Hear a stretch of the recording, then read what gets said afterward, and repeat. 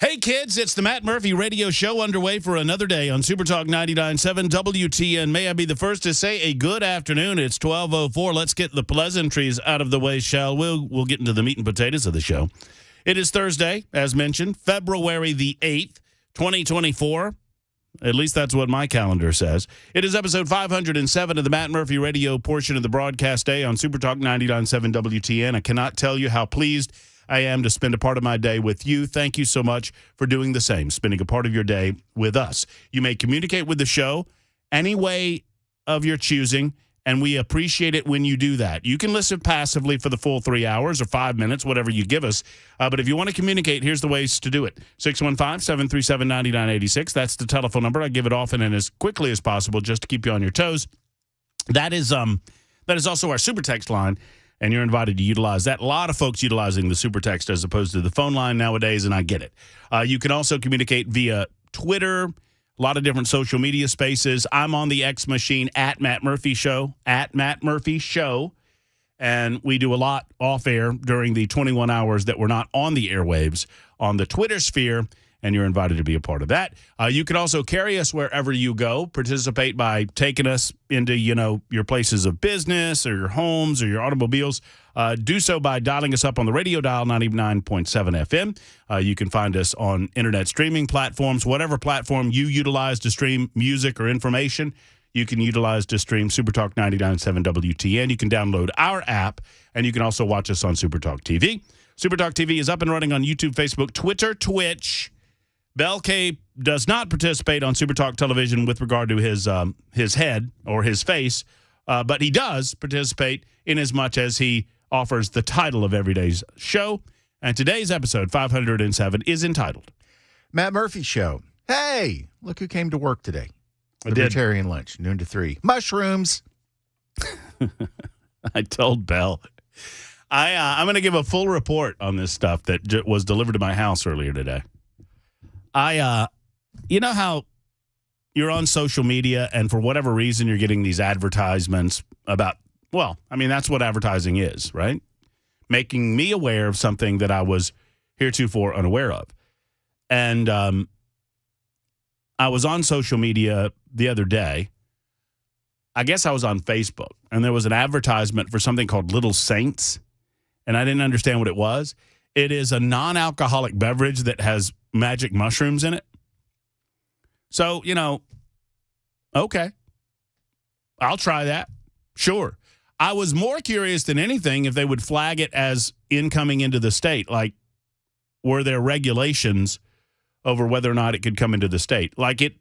I don't suppose that it's going to do what normal magic mushrooms would do, but it's a drink that's has no calories or very little calorie, like 5 calories. It's different flavors. There's a margarita flavor that I'll bring you one if you want. Yeah, are there any carbs in it? I don't know. Yeah, I'll try one. But it says that it has a small amount. So it is designed to give you a buzz, much like you would get with a beer or a glass of wine, but it has no alcohol in it. So I'm curious. So I looked it up.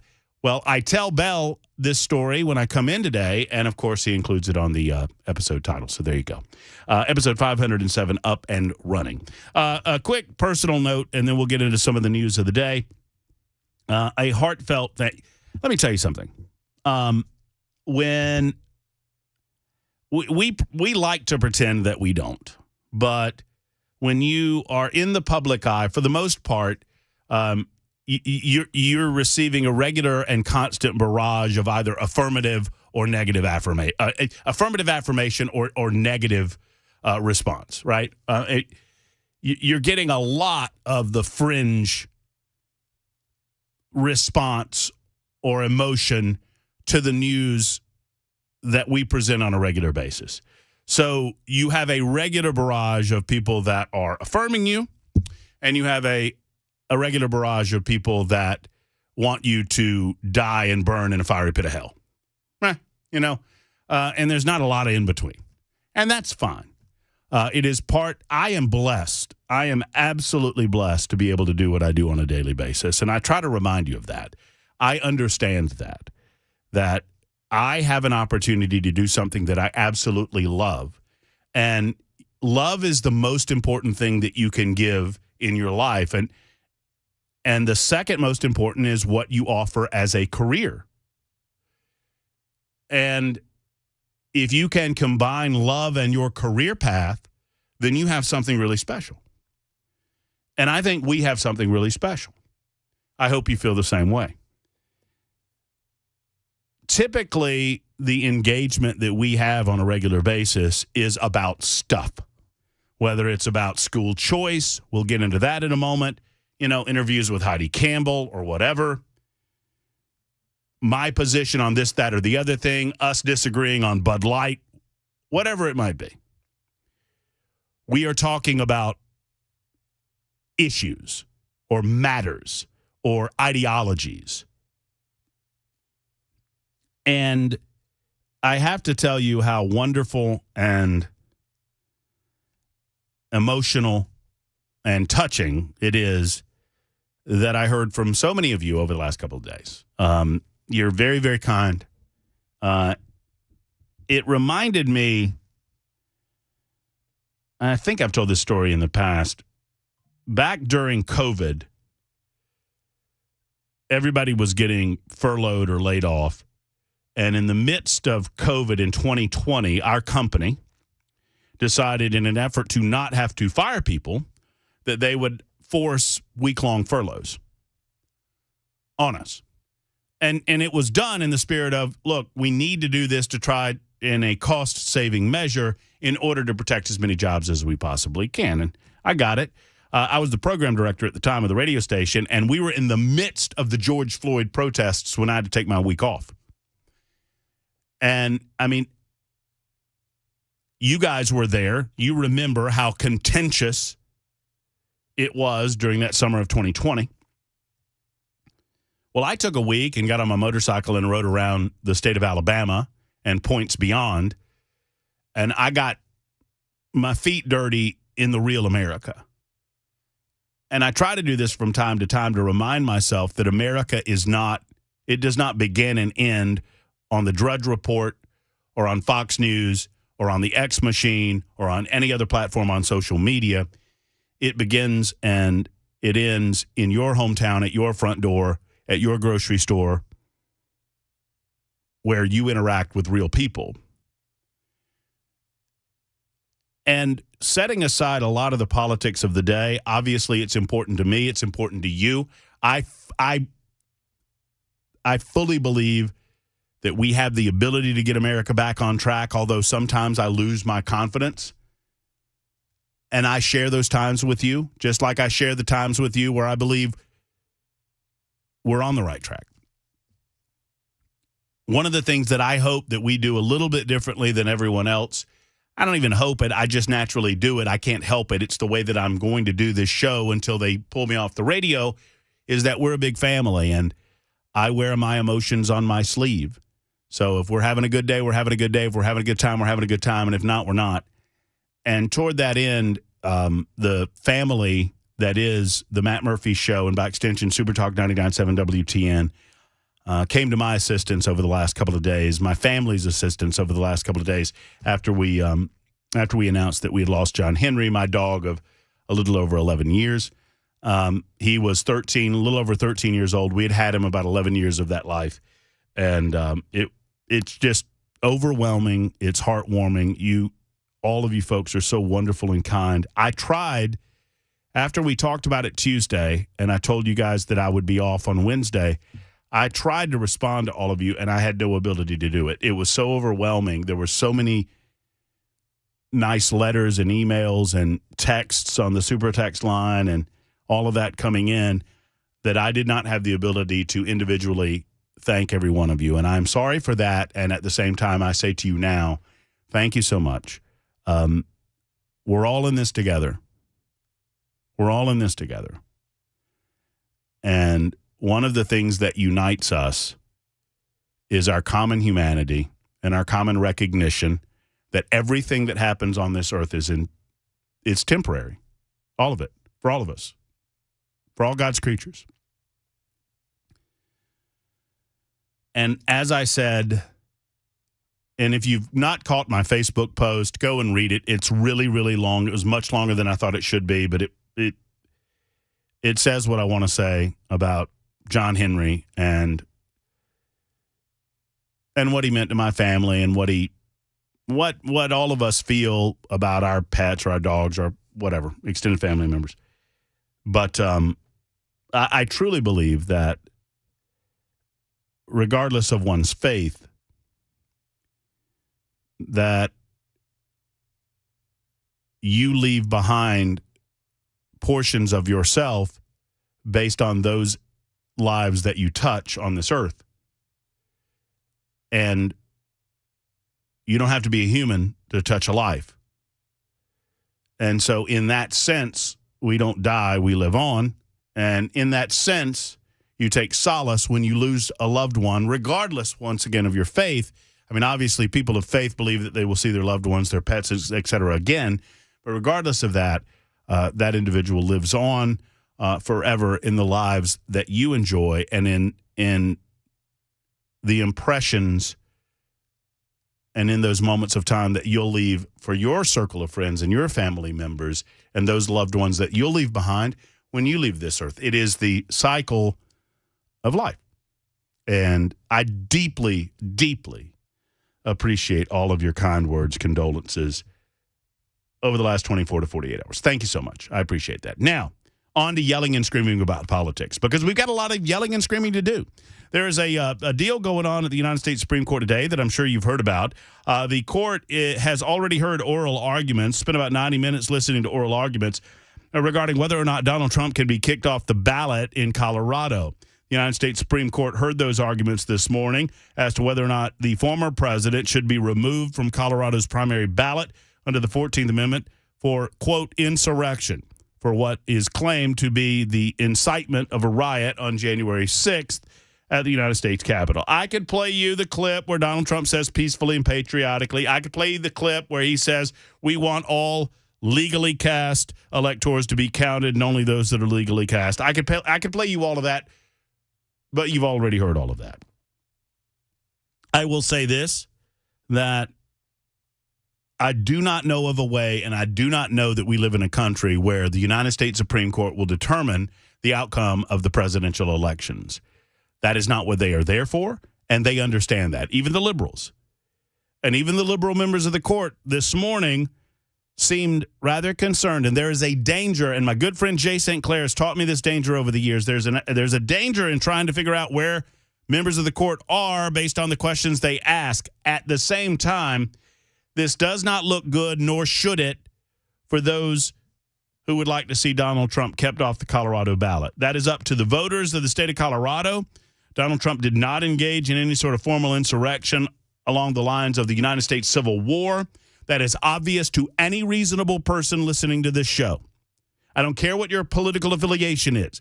I don't care how much you hate Donald Trump. If you hate Donald Trump so much that you don't understand the legal process in a representative republic, and you don't understand the difference between the Civil War and what happened on January 6th, if you don't understand the difference between the Civil War and what happened on January 6th, I would suggest to you that maybe your emotions are getting the better of you and your common sense has taken a back seat to said say.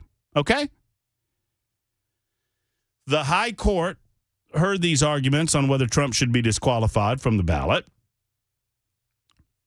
Donald Trump, for his part, called the oral arguments, quote, a beautiful process, and said, I hope that democracy in this country will continue. You have millions of people out there who are wanting to vote, and they happen to want to vote for me or the Republican Party or whatever you want, however you want to phrase it. But I'm the one running, and we're leading in every poll, Donald Trump said, and he called the support that he's received a great honor. For her part, even Elena Kagan, and I noted this during the oral arguments, apparently Elena Kagan, I was flying in a helicopter while this was happening, by the way, but apparently even Elena Kagan, as liberal as she might be, pressed, asking, why is it, well, I'll ask the exact question. I think the question that you have to confront is why a single state should decide who's going to be president of the United States. Why should a single state have the ability to make this determination not only for their own citizens, but also for the nation, she asked, remarking that the question of Trump's role in the January 6th riot, quote, seems awfully national to me. Murray, for his part, argued that the Supreme Court will decide questions of federal constitutional eligibility and that each state would have to decide whether to put an ineligible candidate on its ballot. Justice Amy Coney Barrett said if we affirmed and we said he was ineligible to be president, some states would say, well, we're going to keep him on the ballot anyway. But really, it's going to have, as Justin Kagan said, the effect of Colorado making the determination. Correct. I still have faith and trust in the American people. I still have faith and trust that the American people understand what is and is not an insurrection. No matter how much the mainstream media wants to suggest to us that what we saw was not what we saw, and it is what they told us we saw some years after we saw it. So that's going on. Yes, Mr. Bell. Here's what I'm confused about. Do we just now say, do we get to stand up and say, oh, that was an insurrection, you're an insurrectionist, and that makes it true? Where is the legal determination that that has occurred? Do we not need a legal determination that that has occurred? That's a good question. It's the same question posed by Justice Brett Kavanaugh this morning in the oral arguments. Brett Kavanaugh says when you look at Section 3, the term insurrection jumps out. And the questions are, what does that mean? How do you define it? Who decides? Who decides when someone engaged in it? Exactly the questions that you're asking. Look at me. I should be on the Supreme Court. I don't think so. Kavanaugh noted, no. You'd have to cut your hair. I guess you wouldn't have to. Kavanaugh noted the court looked at these questions in an 1869 decision known as Griffin's case, which found that an act of Congress was necessary to enforce the 14th Amendment ban on insurrectionists holding federal office. These are difficult questions. You look right at Section 5 of the 14th Amendment, and that tells you Congress has the primary role here. I think what's different is the processes, the definition, who decides questions really jumps at you when you look at Section 3. In other words, if it had really risen to the level of an insurrection, why has the United States Congress not acted in any regard on this matter? Why has not one single court anywhere in the United States of America determined that Donald Trump or anyone else was guilty of an insurrection? Oh, sure. There have been individuals that have been found guilty of sedition, etc., or planning or conspiracy. Show me the conviction on insurrection. I'll wait.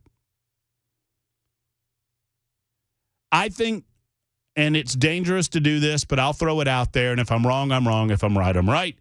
I think you're looking at 8-1 or 9-0, but 9-0 might be too much to ask, but I think you're looking at about 8-1. You might see Sonia Sotomayor hold out just because, but I don't think you'll get anyone else in this regard. The Supreme Court is going to allow the United States citizens and the states respectively to determine who's going to be the next president of the United States of America, not some judge in Colorado that just singularly decided on their own that they know better about what an insurrection is versus the many, many courts that have decided the question and determined that this was not an insurrection. It's 22 after the hour. We'll get into more state matters to include the issue of school choice, which still goes on in the state of Tennessee. I'm hopeful. I think that we'll be talking to Scott Spickey this afternoon. I'm hopeful of that. I have not planned on it just because I've been out of pocket for the last couple of days. But I'm hopeful that we'll be able to talk to him about when the school choice or the voucher or the scholarship bill, whichever you want to call it, will drop in the state of Tennessee so we can stop nipping around the edges and get into the meat and potatoes of the matter. We'll talk about that on the show today. Your telephone call, 615-737-9986. It's The Murphy Show on Super Talk 99.7 WTN.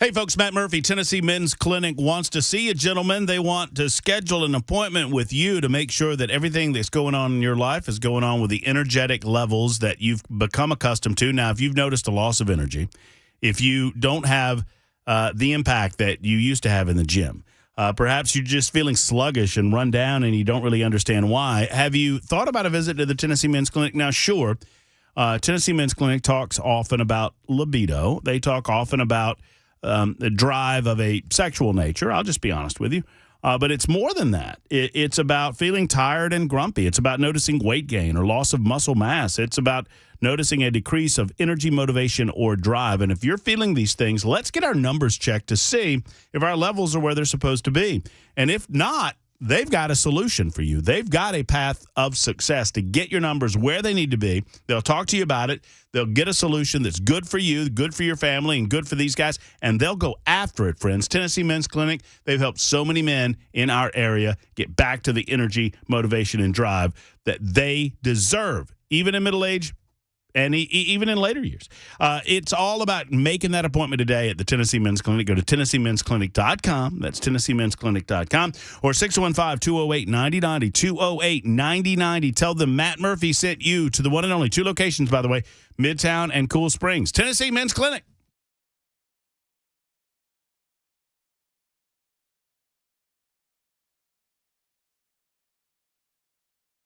Super Talk 99.7 WTN. I apologize to 1585. I hope you're still listening, 1585. I had to suspend my response to your point on the super text line. My response was, no, they didn't. Your comment that led to my response was, the Supreme Court sure did determine the 2000 election. No, they did not. I appreciate, by the way, you saying what you said about John Henry. You're very kind. And he did have a caring family. So what the Supreme Court noted in 2000, and I will gloss over the intimate details because I don't want to bore the listening audience. But the Supreme Court determined that if Florida was going to recount votes, that the state of Florida could not cherry pick which regions of the state that they recounted votes in. The Democrats wanted to continuously recount Miami-Dade and a couple of other areas of the state until such time where they thought they could pick up 500 Al Gore votes. They wanted to count those over and over and over again until they picked up those Al Gore votes. The United States Supreme Court in Gore v. Bush said, no, you can't do that. You count them all or you count none of them. You can't cherry pick which regions of the state you count from based on whether that region is blue or red, which is something that the Democrats were arguing they weren't doing, but it's exactly what they were doing. They were trying to pick which areas they recounted the votes based on where they thought they could pick up 500 or so votes. So let's be clear. The Supreme Court made a determination that state law indicated that you recounted all of the votes or you recount none of the votes. They didn't tell them they had to recount. They didn't tell them they didn't have to recount. They told them there's a way that you have to do this. So hope that makes sense to you. In the meantime, the bill that was presented before the Congress of the United States of America by Democrats, the one that Joe Biden says now that he absolutely has to have, otherwise he can do nothing about the southern border security that is, well, non-existent, it seems, was not a border bill. And I want to be clear on that.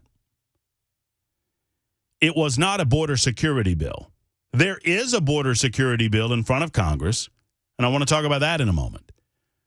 But the bill proposed by Democrats and agreed to by Langford and a couple of other Republicans in the Senate, not enough to get it up for a vote. Matter of fact, it's never going anywhere in the United States Senate because they don't have the vote. They don't have the 60 votes.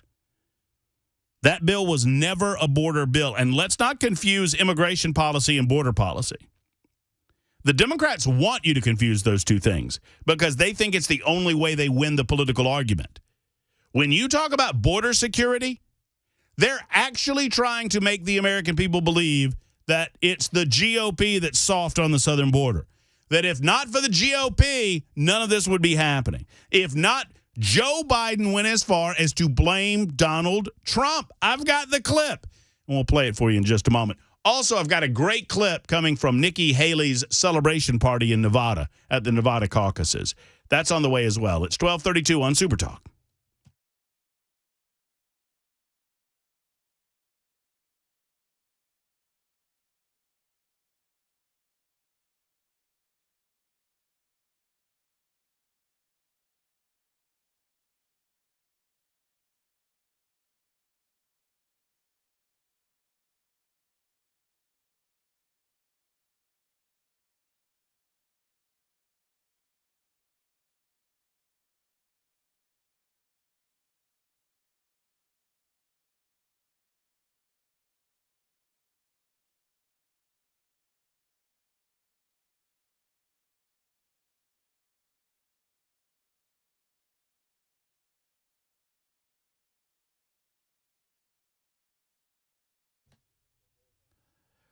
You know, I understand that it's hard to find someone that you can trust in the heating and air conditioning industry, which is why I regularly tell you about the person that I trust. Jeff Eddy is trustworthy.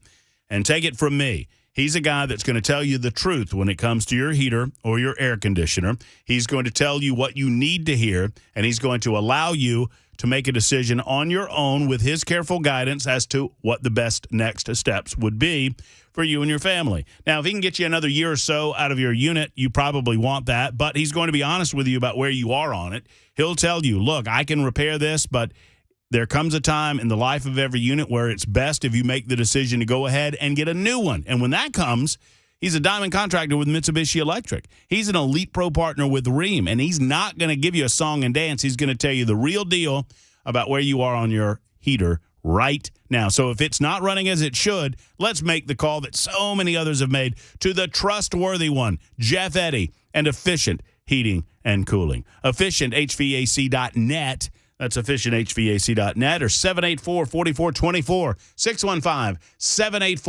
615-784-4424 for my good friend Jeff Eddy and Efficient Heating and Cooling.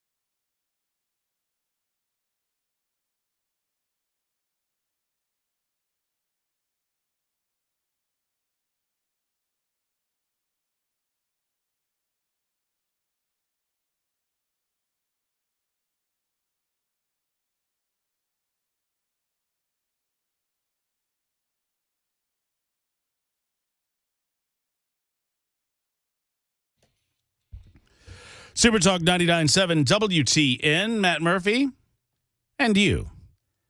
Libertarian Lunch is ongoing. It's 12:37. Hope you're well. Give us a call if you desire, 615-737-9986, 615-737-WWTN. That's also the super text line, and you're invited to be a part of that. Many of you offering, even today, condolences on the death of John Henry, and I do appreciate that. We talked about it for the better part of an hour on Tuesday. I was out yesterday taking care of a few things with the family and back today. Happy to be back on this Thursday edition of the Matt Murphy Show. It's episode 507. 615-737-9986. Yes, Bell. If people would like to hear your recollections on John Henry, I did podcast that. I appreciate that. You can also run over to my Facebook page. It was too long to post on the X machine. even with the extended amount of space that you're allowed on the X machine, I would have had to have chopped it up, and I was not in the mood to do all the chopping. So I posted the in memoriam or the tribute eulogy, if you will. I eulogized John Henry on both of my Facebook pages. I have a private page that's maxed out at 5,000. I have another page that you can go to. They mirror one another. It's the only way I know to do it. They mirror one another in as much as normally I will post something on the personal page and then I'll share it with the show page. So you get the same content. So you can go to Matt Murphy and you can try to be my friend. What I do is I just wait, and if there's spaces available, I just hit the first people that I see that aren't bots. There are a lot. You're not on the Zuckerberg mind meld, are you? No, sir. I decided against giving him all my personal info. What personal info? What I like, what I don't like, who I've dated, Yeah. He seemed to be overly interested in it, so I said no. You got a phone? Yes. He already has it. Oh. Anyway, so if you've got a phone, he knows everything about you. You're already getting – look, based on the 45-second conversation that you and I just had, you're getting magic mushroom advertisements funneled to you as we speak. Well, I was telling you, what was it, 2 weeks ago? We were talking about something on air, and then all of a sudden the ads start showing up on my phone, and supposedly I have it turned off where it can't listen. But it seems odd that suddenly those ads start showing up after we're discussing it. Weird, huh? Weird. Now, I get it because I fell into the trap. I did a little research, and I ordered some of these. I ordered 12 of these very, very expensive. They're like $5 a piece. So I ordered 12 of them. It better be a really nice buzz. Well, we'll see. So after ordering them, of course, I'm now inundated, and I get that.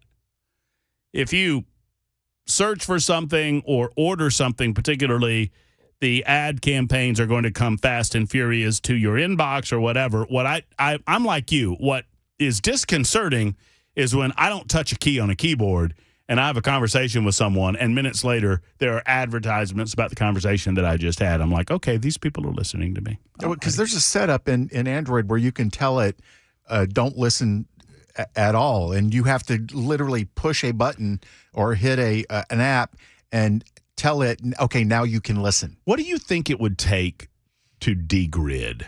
Oh, in this day and age? I mean, it would be a lot. To deplatform yourself? It would be a lot, it seems like. I mean, there's actually a video that shows up on my YouTube channel from time to time that I never watched that says the title something to the effect of how to vanish from social media. And I guess I should actually watch that and see what it espouses. 8884 says use DuckDuckGo. I understand that. I do use that pretty regularly. Yeah, I mean, DuckDuckGo's out there, but everything is so interrelated nowadays. It's difficult. I ought to go through the. I mean, but see, I can't do it. I can't do it and continue to perform my job in the manner that the listening audience is accustomed to. I mean, in order to deplatform myself, I would have to deplatform. Obviously, I would have to be gone from social media. Yeah, you wouldn't be able to use social media. You wouldn't be able to use news websites. You wouldn't use a phone, a cell phone. You would have to get rid of a cell phone. You really would. I mean, I guess you could do, I haven't thought about it, but could you do one of those dumper phones, I guess? Do they have? I mean, you would have to deplatform. You would have to go to. But do they have burner smartphones?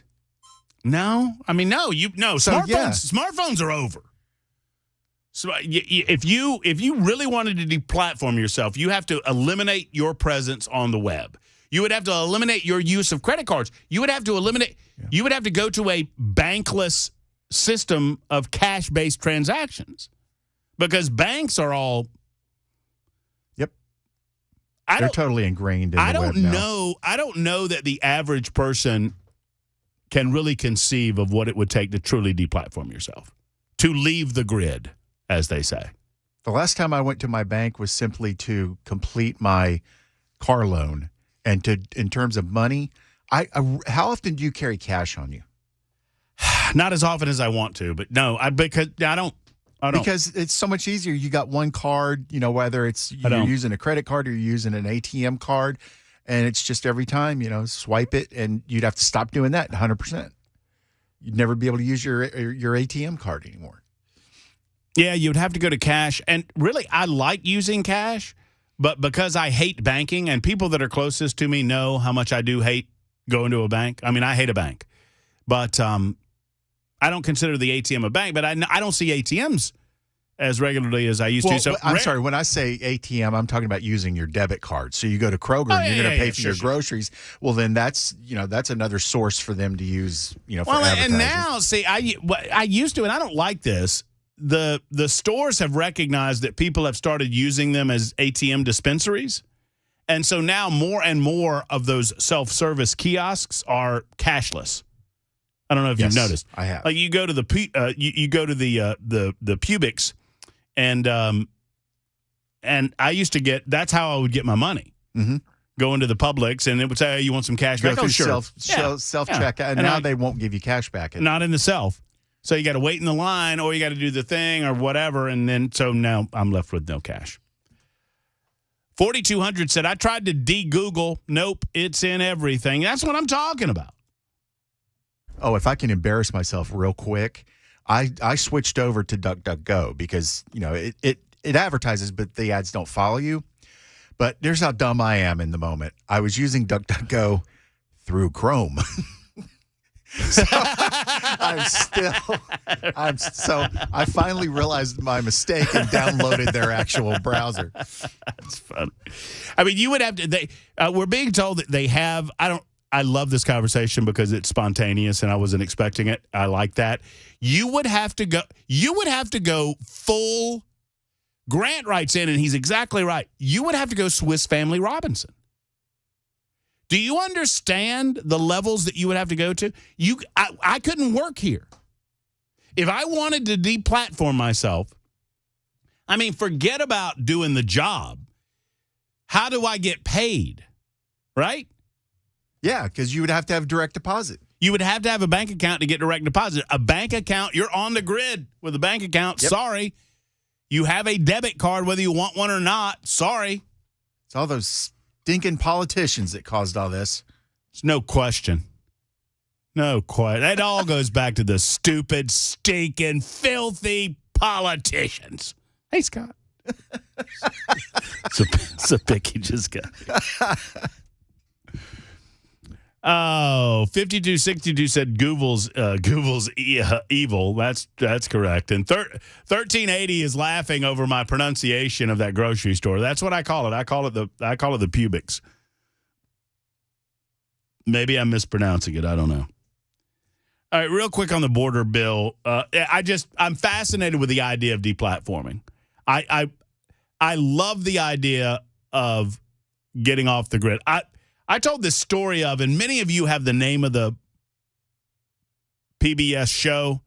When I told this story, you looked it up and you told me the name of it on the super text line. And several of you will tell me there was a show a number of years ago that chronicled the life of a guy that left the grid, got off the grid. This was back in the 60s or 70s. And for 30 years lived in the Alaskan wilderness.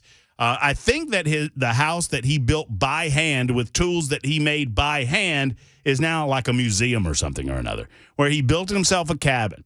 He built himself a cash box that was off the ground to keep his food storage. He only went into town like once a year or something. Or maybe it's like once every 4 or 5 months. He only visited his family once a year. Lived out in the Alaskan wilderness, retired at the age of 35, and lived out there until he was 85 and had to move away, and he died soon after that. The levels that we would have to go to in modern society to really check out, I don't know, 99.9% of us would not be willing to go through the effort to truly remove yourself from the grid nowadays. Dan says you can't even do Swiss Family Robinson anymore because you got to get a fishing license. That's the way it feels nowadays. So, real quick on the post-mortem, it feels like a post-mortem on this. This was a big deal for about a day and a half, right? When Democrats thought they had a winning strategy with regard to the immigration proposals presented by the political left and what Joe Biden is not doing on the southern border, they see his popularity. They see where the American people are on the issue of border security. And so they're intentionally conflating two related but separate issues. One is border security. The other is immigration policy. They're intentionally wanting to talk about immigration policy and not about border security. They're doing that in an effort to confuse people because Joe Biden and his ilk want you to believe that they've done everything in their power to try to solve this issue, when we all know that they're the ones that created this issue to begin with. In the meantime, Joe Biden's running around saying, look, if the Republicans would just give me what I want, we'd fix this tomorrow. And Joe Biden, well, I don't know that Joe Biden knows anything, but the people reporting on Joe Biden know very well that that's not true. Joe Biden has all the tools in his toolbox in order to accomplish that which Donald Trump managed to accomplish, even with a hesitant Washington, D.C., and a forcefully obstinate Democrat Party in Washington, D.C. So Joe Biden wants you to believe that he doesn't have the ability to do anything about this. Sadly, even if he was right, and he's not, Joe Biden could shut down the border today. Joe Biden could, and did anybody else hear Dr. Phil? I think our good friend and radio buddy Brian Wilson played this clip a couple of days ago. I remember hearing it on the way home. Dr. Phil, of all people, got to the bottom of the southern border issue. Dr. Phil, of all people, came to understand what many of us already know, is that if you talk to the people on the southern border, they'll tell you they don't need anything else. They could get this under control right now. All they need to get it under control is for the Biden administration to get it out of the way. To get out of the way. That's all they need. They don't need additional money. They don't need additional resources. They don't need additional manpower. All they are asking for, I guess he was on Sean Hannity's show, and Phil McGraw said that the Biden administration's border policy has encouraged bad behavior. One of the most fundamental psychological principles is you do not reward bad behavior, the doctor said. These guys are fighting a moral battle. Just listen to, I want to play this real quick. Well, I don't have the time. I'm gonna re-rack it sometime in the 1 o'clock or 2 o'clock hour where Dr. Phil, I'll let him tell you his own description with his own eyeballs of what he saw. And he saw different reactions by law enforcement agencies, Texas state officials versus federal officials versus what the state officials tell him and the federal officials tell him. And the federal officials are saying uniformly the same thing. Just unshackle us, give us the ability to do our job, and we'll clean it up. In 3 months. 1251, Super Talk 99.7, WTN. Back after this.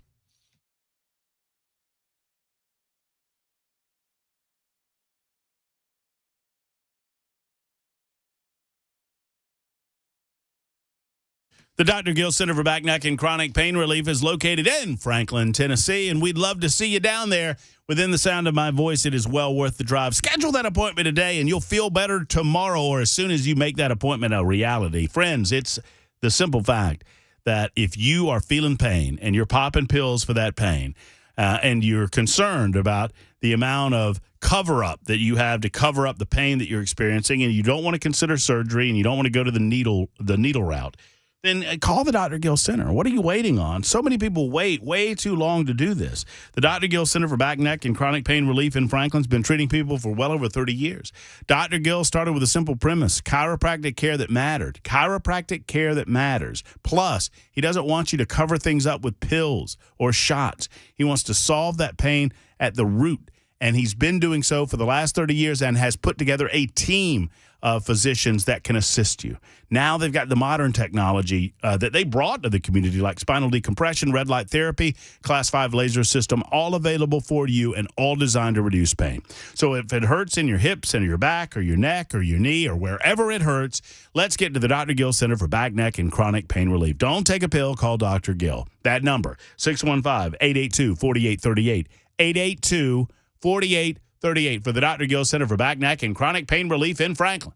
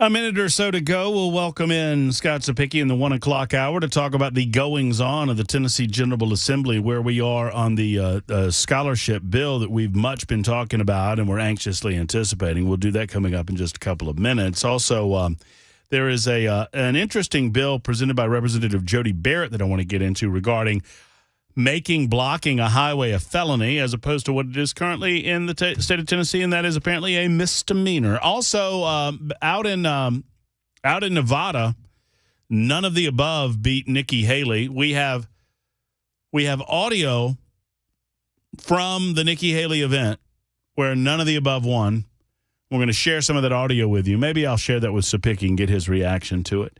It's all on the way. 1 hour down, Libertarian Lunch down, 2 more hours to go on Super Talk 99.7 WTN. Always give us a call or a super text, 615-737-9986, 615-737 WWTN.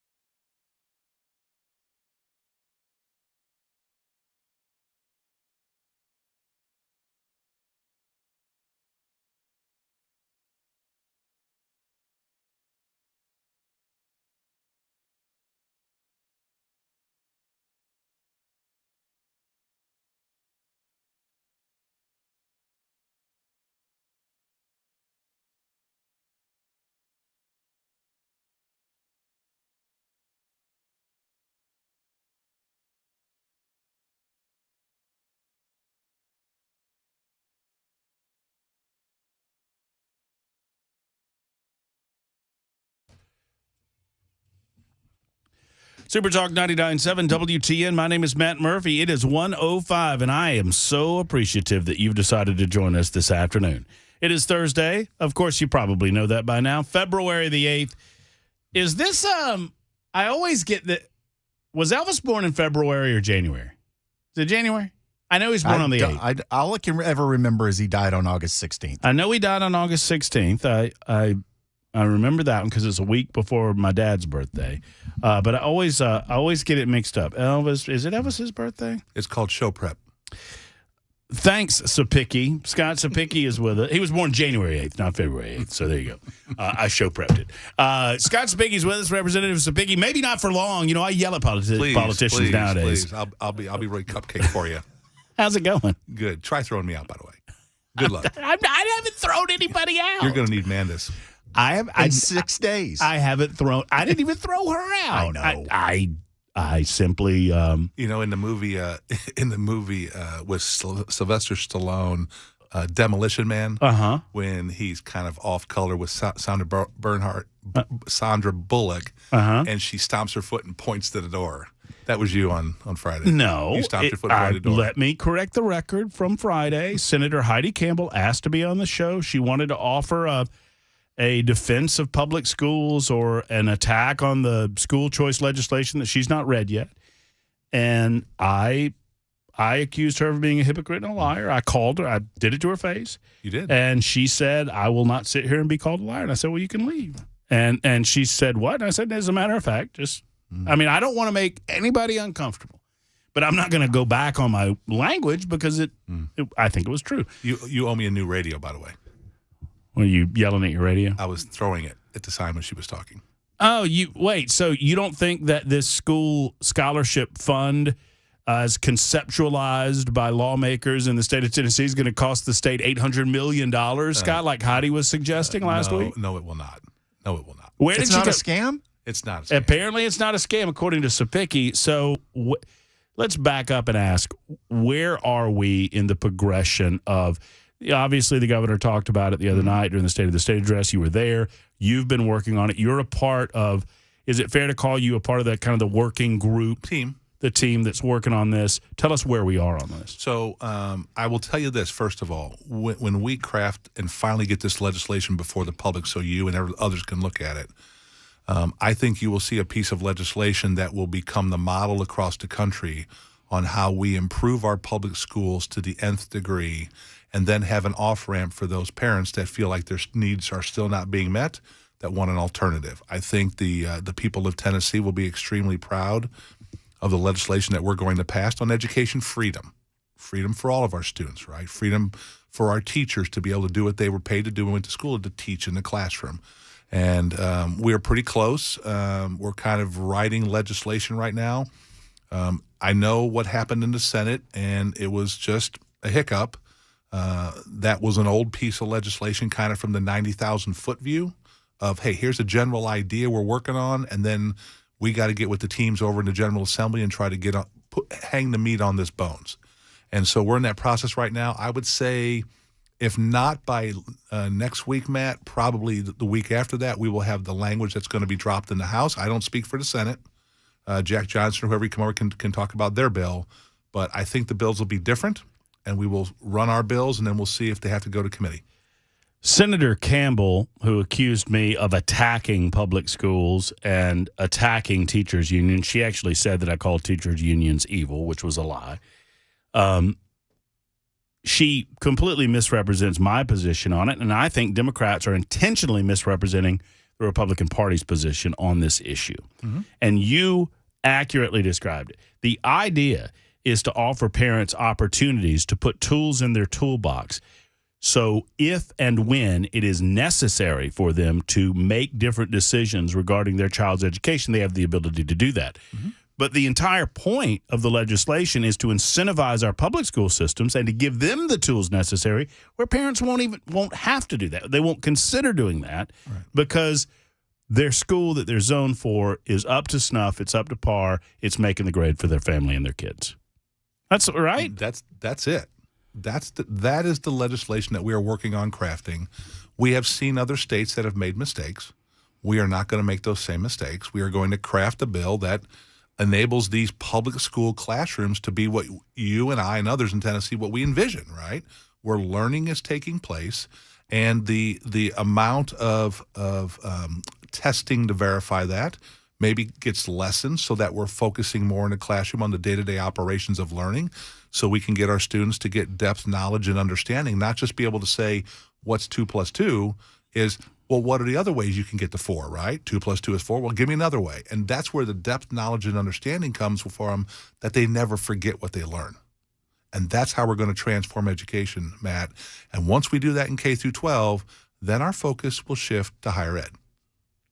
So when we see this drop, she talked about, I don't know where she pulls this $800 million figure from, but in terms specifically of the possibility of a scholarship that would offer, I look at it as leveling the playing field to a certain degree, in that parents that want different educational opportunities for their children should not be prevented from seeking those out because of financial need. And this kind of tries to repair some of that.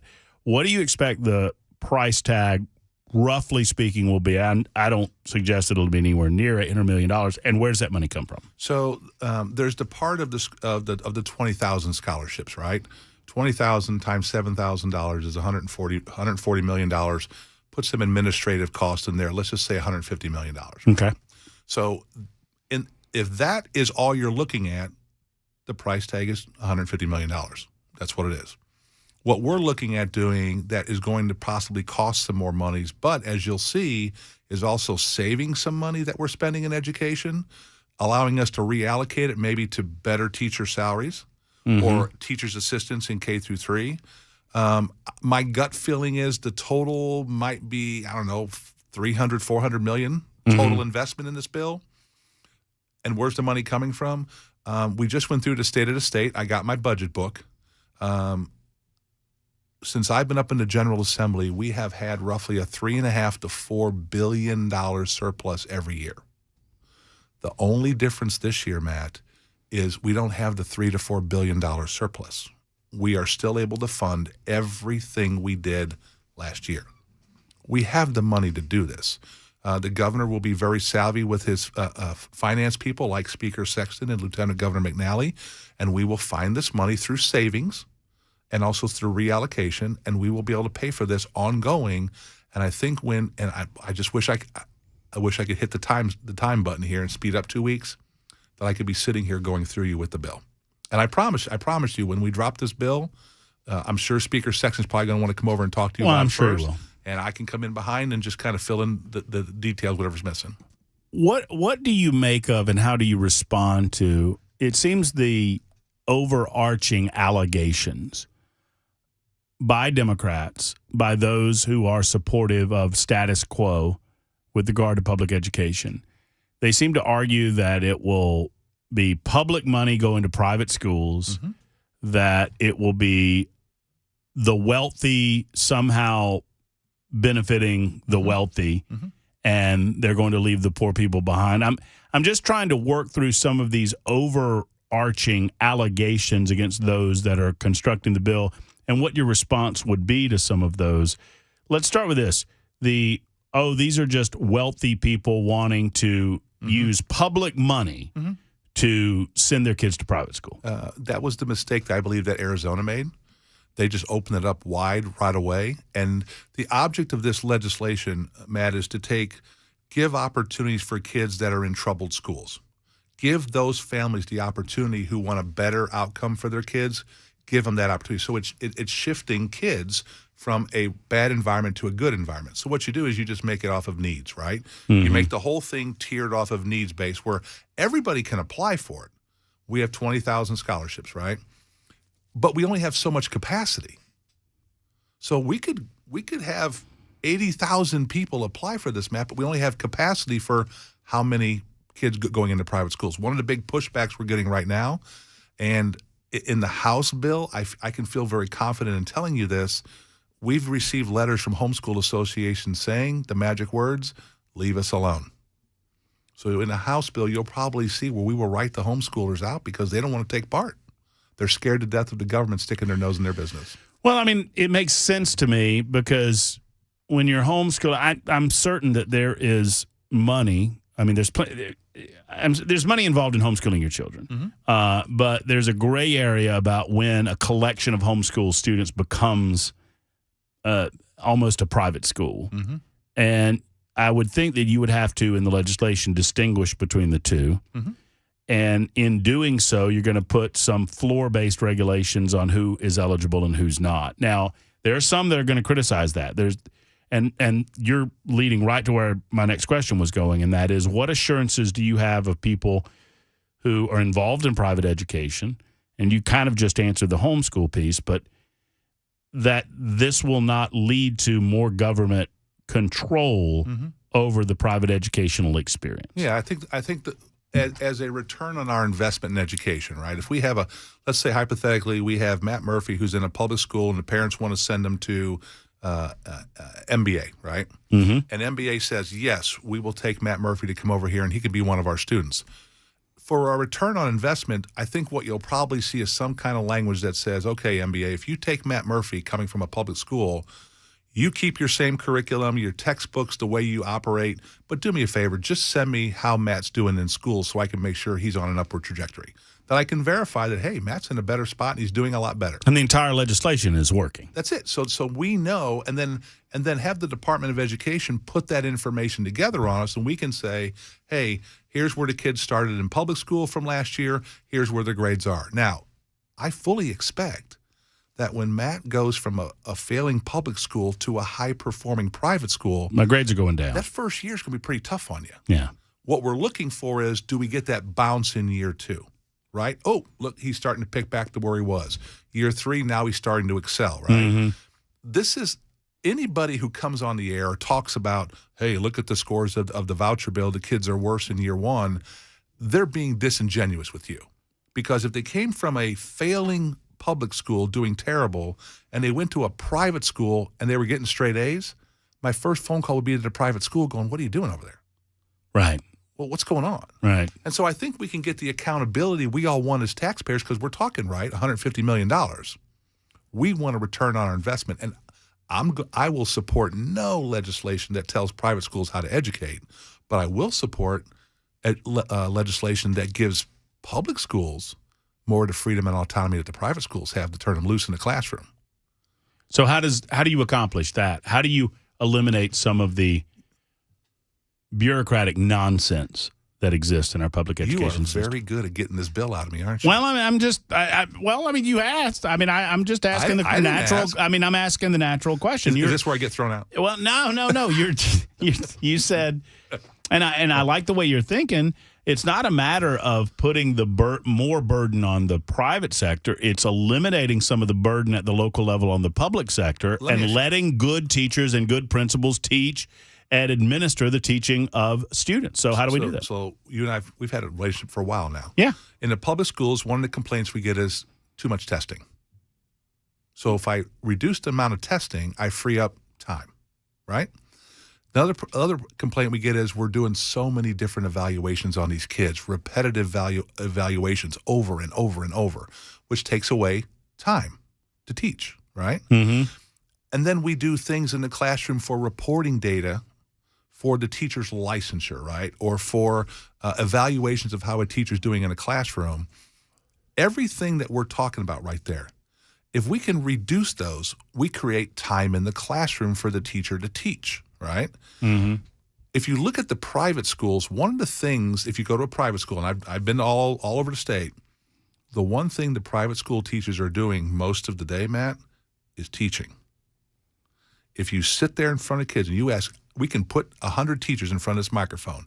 If you tell them, if I give you more time in the classroom to teach the kids, will you get better results? And I'll bet you 99.9 say yes. Does and I might be asking questions that you can't answer yet, and if you can't answer them, that's fine. I'll start screaming at you and you'll leave. So with regard to private schools, this doesn't change the admissions process in private school in any way. Nope. No. And it's my understanding the idea is the scholarship money goes to the parent. It doesn't go to the school. In other words, that would be quagging up. then the school has to decide whether they take the money or don't take the money or whatever. The money goes. The idea is the money's going to the parent. That'd be a voucher. There's a scholarship. What's right? Scholarship. Tell me what the difference is. Scholarship will probably go to the school. Can the private schools then decline that? Can they decline to participate? Yes, because they're private schools. Okay, so the private schools say we're not taking the government scholarship. Yeah, because I can tell you right now. That's fine. That's fair. And the argument is, I can tell you right now that I'm not going to do anything to get into the private school, right? But in reality, I'm not going to be doing this job my whole life. So I can't tie the hands of future General Assemblies. That's where we have to have that old thing of buyer beware. Be careful, right? No, I think that opens up the free market even further, and it gives the private schools the ability. If the private school wants to be the private school that's going to turn down a student because $7,000 of that dollars comes from a scholarship, then they get to do that, and whatever comes after that comes after that. And that's the issue that and looking at the private schools along our state. The one thing we're going to have to get to make this program very successful is we have to increase capacity in our private schools. So I hope they're listening to your show right now. The diocese, Catholic diocese. The Catholic diocese have lots of money to invest in Tennessee to build those K through 12 schools across our state to increase our capacity. Honestly, I don't think we have the capacity for 20,000 students to be added in private schools across the state.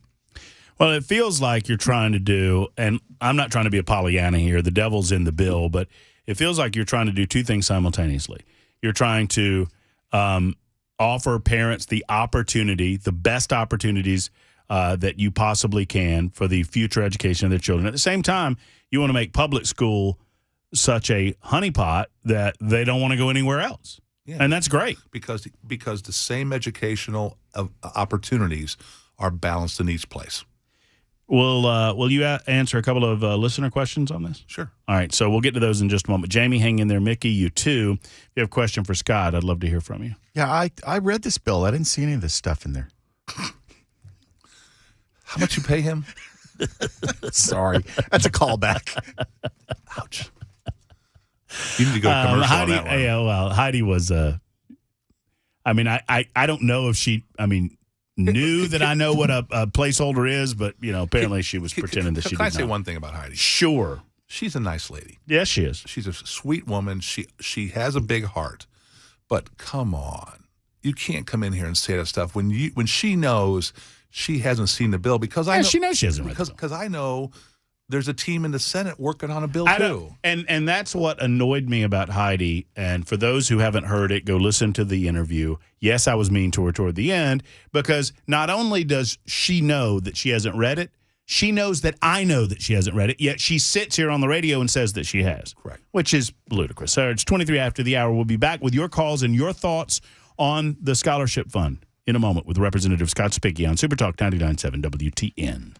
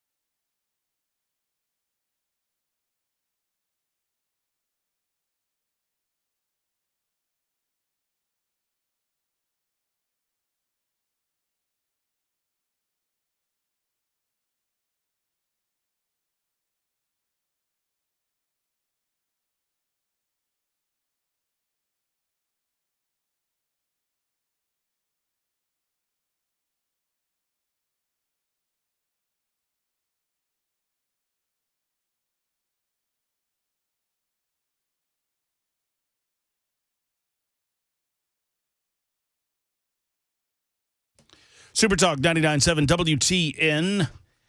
Representative Scott Cepicky in with us. He's our go-to guy on the issue of education in the General Assembly, and he's a fountain of knowledge, much of which he can relate to you, some of which he cannot because the bill has yet to drop. But it's a fair Say that again. The bill what? Has yet to drop. Thank you very much. Right. So There's no language yet. And I want to make sure that people understand what that means, because some were a little confused because I was challenging Heidi. Oh, I've read the bill. I said, no, you haven't. Well, yes, I have. It's there is a deadline by which bills have to be filed in the General Assembly. That's correct. And it's passed. And it has passed. This bill has its, quote, in place in terms of there's a placeholder bill sitting there, right? There's a bill that says Title 49 education, and that's it. Right. So we will plug everything into that. So the idea is if you're not quite ready with all of the details that goes into a complex piece of legislation like this, you make sure you get it pre-filed, get it in there, and then you can add the all the spice and the salt and the pepper and all that to the recipe that you want and let it simmer for a little bit. Right. And then let the General Assembly debate it. That's the job. As is the process. Yep. Jamie is in Leaper's Fork with a thought for Representative Scott Cepicky. Hello, Jamie. How are you? Hey, I'm doing fine. How are you? I'm doing well. Thank you for calling in. Well, my question, I wanted to make sure I understood you right, Mr. Cepicky. You said that the homeschoolers are concerned about government intervention, so they won't be included in the bill. Is that what you said? We have a letter from the Homeschool Association that we just received today. And we asked them, what is your position on this? What do you think? Do you want to be included in this language, or do you think it'd be better to be excluded? And we have a letter asking us to write homeschoolers out of this legislation. So are we to believe then there's probably going to be a lot of government intervention because of that? No, I think what it is like I told Matt, is I can't guarantee what future legislators or General Assemblies are going to do. And I think homeschoolers have always been very cautious and leery of anything that smells like government. And so I think what they've done is they've weighed the possibility of, is it worth the $7,000 to possibly have the strings attached to it? Whether or not you guys do the strings or not, they're worried about future strings. Or do we just say, you know what, we are fine where we are, leave us alone? Yeah, okay. And that was from HSLDA, or that's from the Middle Tennessee Association? What was the first one you said? HSLDA? HSLDA. I think that's where it was from. Yes, ma'am. Okay. And then when is everything going to be out on the table for us to see? Well, we're in the process of writing it, and when you're talking a bill that's probably could be approaching $500 million, we take our time to make sure it's right. I would say a week and a half, maybe 2 weeks tops. Okay, thank you so much. Hey, Jamie, he didn't really answer that question. Start yelling at him and tell him to leave. I'm just kidding. That's a joke. And then I'm going to hang up. Very good. Thanks, Jamie, for the call. The concerns from homeschool parents are not, it's not anything specific within the legislation. It's just they're very leery of the possibility of being attached to the government system. Yeah. Is that the idea? They want to make sure that they have the freedom and autonomy to choose the curriculum, the textbooks, things, how they're educating their kids. Most homeschoolers will take some type of nationally normed test, like an ACT, or if you're in grades 3 through 8, you'll take like the old Iowa test. Well, it's not old; it's still used, a nationally normed test to show that they're on track for improvement every year.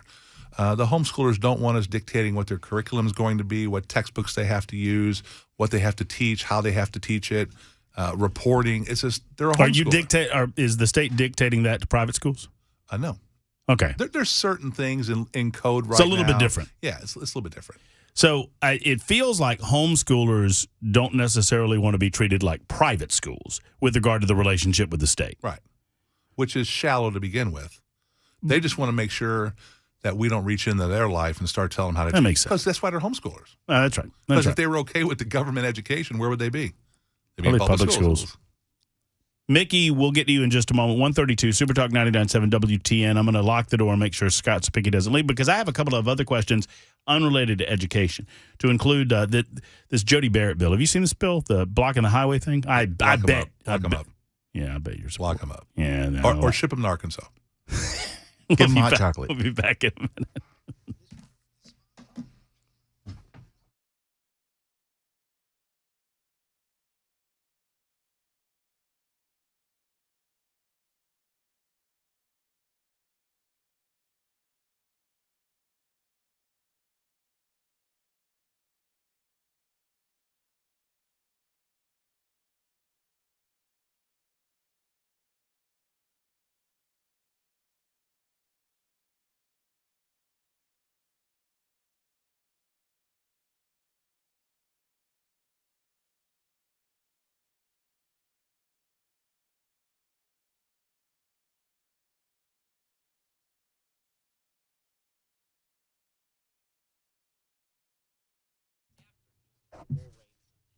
Hey, friends, it's Matt Murphy, and when you're not listening to the radio, and I encourage you to listen to the radio all the time, Super Talk 99.7 WTN's here for you. But when you turn your attention to podcasts, how about the Mill Creek View, Tennessee podcast? Steve Abramowitz is a great guy. I've gotten to know Steve quite well. I make a regular appearance on his Mill Creek View, Tennessee podcast. We call it Murphy's Law, the Murphy's Law segment, ever popular. It's a monthly segment. He does artists and authors and cultural touchstones, entertainment figures, sports figures, and of course, he dips not just his toes, but his feet and his entire body into the political world that is the state of Tennessee. Frequently, the number one show in politics on Podomatic, found on Deezer, iTunes, iHeart, Spotify, and all of your favorite podcast apps. I endorse Steve Abramowitz and the Mill Creek View, Tennessee podcast, and I think you should endorse it by listening and watching. Steve is also the CEO and editor-in-chief of the Mill Creek View newspaper, found at mcview.us. That's mcview.us. You can also find all of the podcasts right there on the website, mcview.us. And when you talk with Steve, tell him I sent you to the Mill Creek View, Tennessee podcast.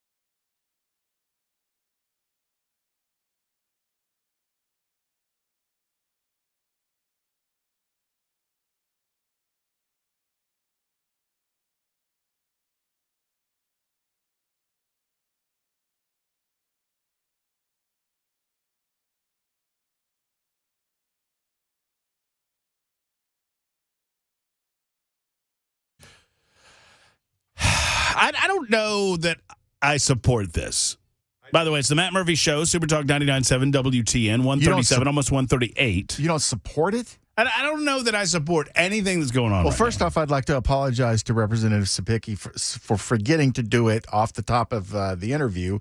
And I would also like to say this. It's even worse with the Superman music in the Bell. background. Coup d'etat, you with me? Sure, I'm in. You're out of here, Murphy. I'm taking over. Yeah, well, that's fine. I'm out. I'll take off. I can close out another hour and a half. I don't know. When did we vote? I mean, did we vote on his music, or was there a discussion about it? It's the aura.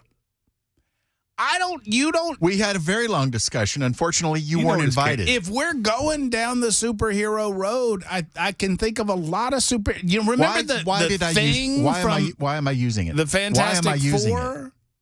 The thing from Fantastic Why am I Four. using Superman's I don't theme? know. Because it was his walk-up music when he played for the Sounds. Well, I think nowadays he's more Incredible Hulk. I think. Stop being a hater. Seriously. Face. Man comes in every week, gives us his time. My boys are cringing right now. Because my Riz is awesome, right? Listen to this. I'm just throwing them all out there. I'll get one of them right eventually. You're so you're based I'm hip, man. hip.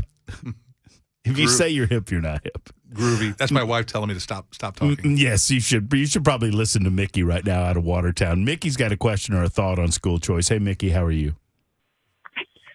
I'm doing well. How are you? I'm great, Mickey. What's on your mind?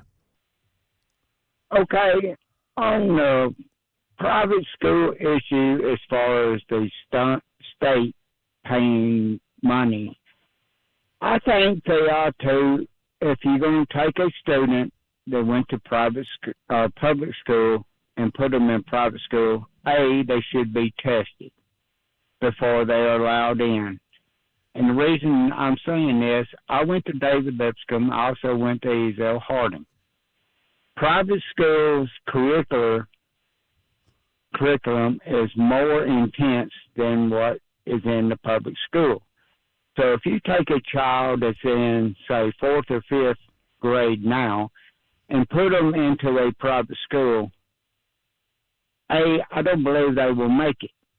Also, too, I believe the parents has to push education on the child and not allow the school to be the only responsible person to teach that child. Well, I've been saying for a long time, Mickey, and a lot longer than I've been in Tennessee, that until we get more parents involved in the education of their kids, all of this is just spinning our wheels. And I do believe that the basic parameters, and thank you for your call, Mickey, I believe the basic parameters as presented by Scott Spicky and others regarding this bill will do that. If you give more tools to the toolbox, then parents are more apt to go to the toolbox and use those tools to better the educational needs of their children. And that is correct. And if a student does go to a private school, just tell us how they're doing so we can make sure the whole project is working.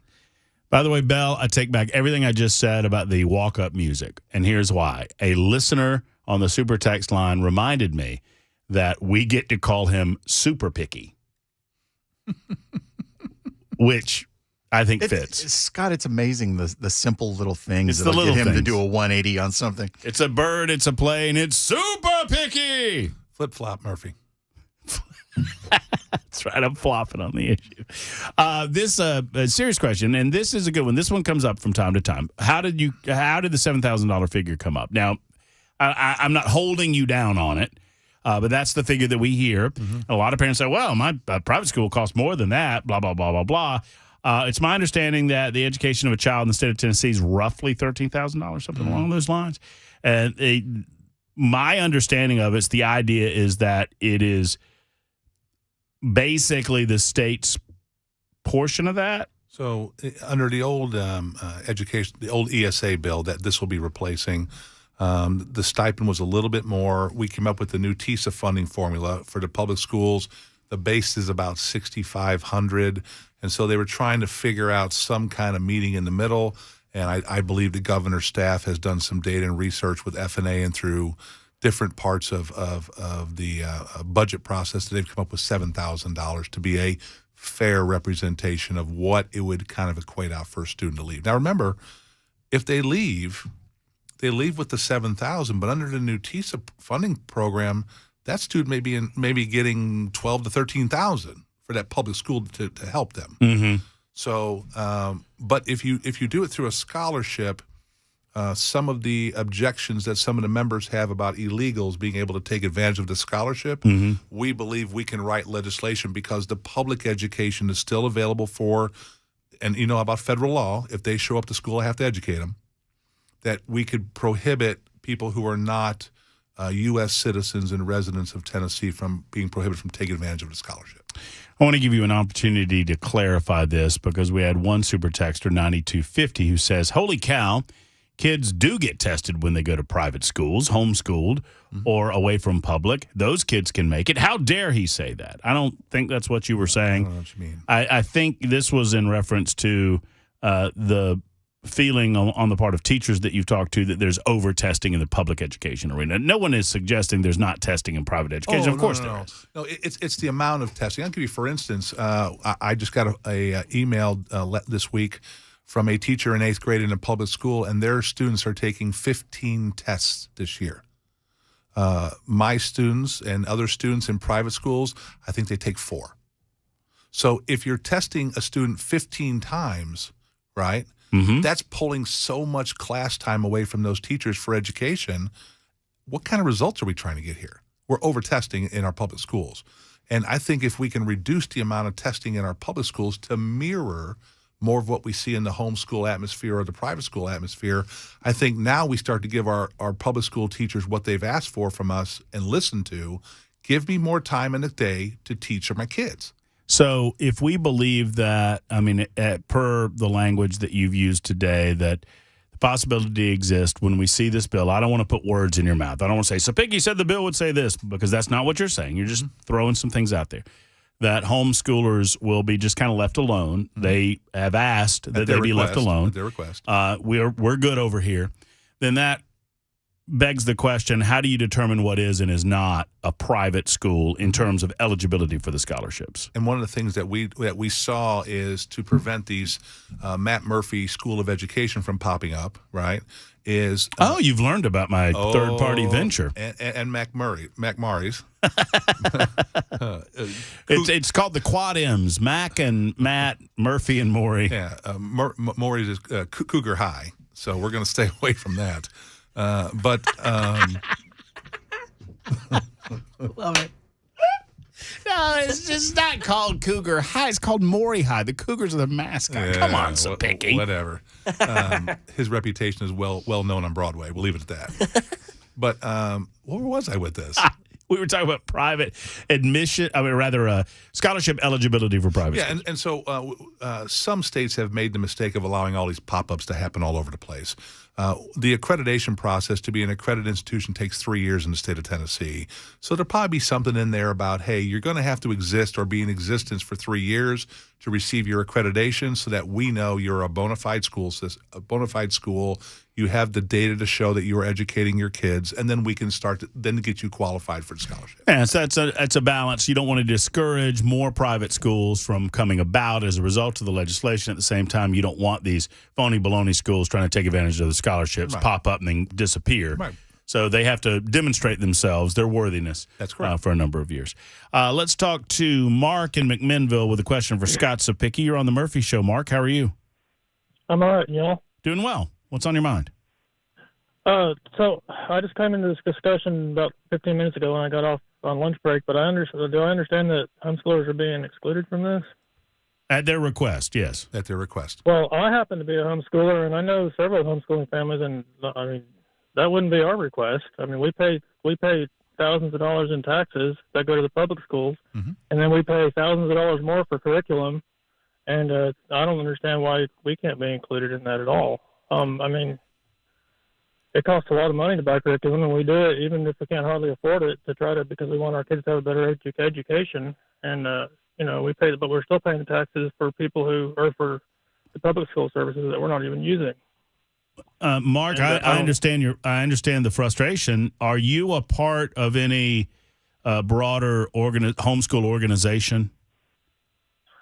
Well, in legally or whatever, we have to be in like an umbrella school, so we're like under a school technically that's overseeing us as homeschoolers, and they do like the testing and stuff. But that's it. Does your umbrella school belong to a statewide organization that they all talk to your umbrella school talks to other umbrella schools across the state? That would be a question for my wife. I don't know that. If you could find that out, if the answer probably is yes. And if the answer is yes, we specifically, because it's hard for us to go to every homeschooler across the state and ask their opinions, so we go to a organization that represents thousands and thousands of homeschoolers, and we ask them to put it out to their umbrellas and their members, hey, with the potential pitfalls of government intervention, do you want it to stay in the bill, or are you asking us to write you out? And like I said, we received a letter from a statewide organization of homeschoolers asking us to write them out of the bill. I understand that. Let me ask you this: what would I don't see the pitfall. I mean, if there's already testing requirements in place and the umbrella school requirements, so I don't understand why returning some of our money to us that right now we're spending in vain for public schools that we're not using. Why would that need to come with more red tape or more government requirements? Well, the government's going to want to know that their money's well spent, and I'm just answering the question. We already have the testing requirements, so they can still tell that the money's being spent properly. That we're still doing the job, the education on our end. Let me ask you an easy question here. Do you want the government telling you what to teach your kids? No. There's your answer. Because I can't guarantee that. I can guarantee I won't do it. But, 10 years from now, I can't guarantee that future legislation, once you start taking this money, they're not going to come in and retroactively hit you with saying, hey, unless you give... theoretically at some point, if some dumbass, I apologize, if some less than brilliant person, legislature decides to make regulations that would go along with the money, then at that point we should be able to opt out, right? Well, you can, but you may have already accepted state money. And so I think what this homeschool organization, the young lady said what it was. I can't remember what it was, but I'm pretty sure it was the one that sent us the letter today. I think what they've looked at is the benefits versus the risk. And I think they just feel the risk is too great to affect what homeschoolers want. You want your autonomy and freedom to educate your kids, to get them the education that you believe is best for them, without someone up in Nashville or the Department of Education telling you how to do it. Well, and here's what I would encourage you to do, Mark. Once the legislation comes out, once we get a read on it, once we know with finality what it does and does not include, if this displeases you, and then I would encourage you to hit up your individual rep or call Sapicki back and talk to him on the air. But hit up your rep and say, hey, wait a minute, I would like to see, I'm a homeschooler, I'd like to see homeschoolers included in this. And if enough homeschoolers around the state do that, then I'm certain that there will be a consideration for your inclusion. Let me just finish up real quick on this topic. We had a meeting yesterday with an umbrella school group. And it's just a local umbrella school group, and they made it perfectly clear to me, stay out of our business. We said, okay. Okay. Mark, thank you. My question. I appreciate it. Yeah, no problem. Thank you, and I appreciate the call. Sapicki, I always appreciate you, believe it or not, despite what some might think. A lot of folks are reacting to your Cougar High suggestion. They love it. No, they love it. They're all in. Everybody's all in on Cougar High. Yeah, it's right next to Tootsie's. 151 on Super Talk 99.7 WTN. There's Representative Scott Sapicki. Leave it on a high note. We'll be back in a moment.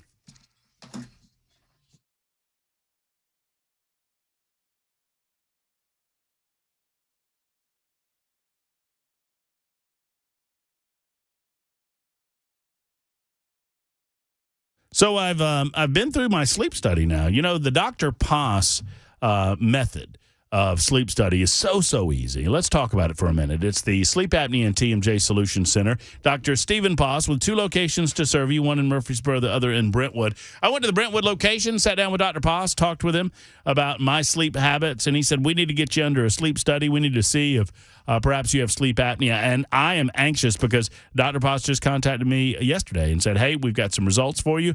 Let's get together. Let's go over those findings, and let's talk about what we need to do down the road. You see, if you currently use a CPAP, or if you think you might need a CPAP, if your partner has noticed that you stop breathing at night, or if you snore with regularity, the possibility exists that you're dealing with sleep apnea. And if you're dealing with sleep apnea, you're not getting the sleep that you deserve. If someone snores in your household and you don't have sleep apnea, the likelihood is that you're averaging about 60 minutes less a night of sleep than if they didn't snore. That's the reality, folks. And Dr. Paas understands that not everyone is eligible for the CPAP, and not everyone can wear the CPAP. I know I couldn't. Well, what if I told you that there is a mouthpiece, an apparatus that goes in your mouth when you sleep that can prevent the snoring, that creates sleep apnea, that can prevent the closure of the throat, that prevents you from being able to breathe. And what if I told you that they're in network with all major insurance companies like BCBS, Aetna, Cigna, United Healthcare, and TRICARE for the military? That's right. Dr. Paz is covered by insurance. Call today. And better yet, go online today at drpaz.com, drposs.com, drpaz.com. And when you call, when you schedule that appointment, do me a favor and tell them that you heard about them on the Matt Murphy Show. It's Dr. Stephen Paz and the Sleep Apnea and TMJ Solution Center.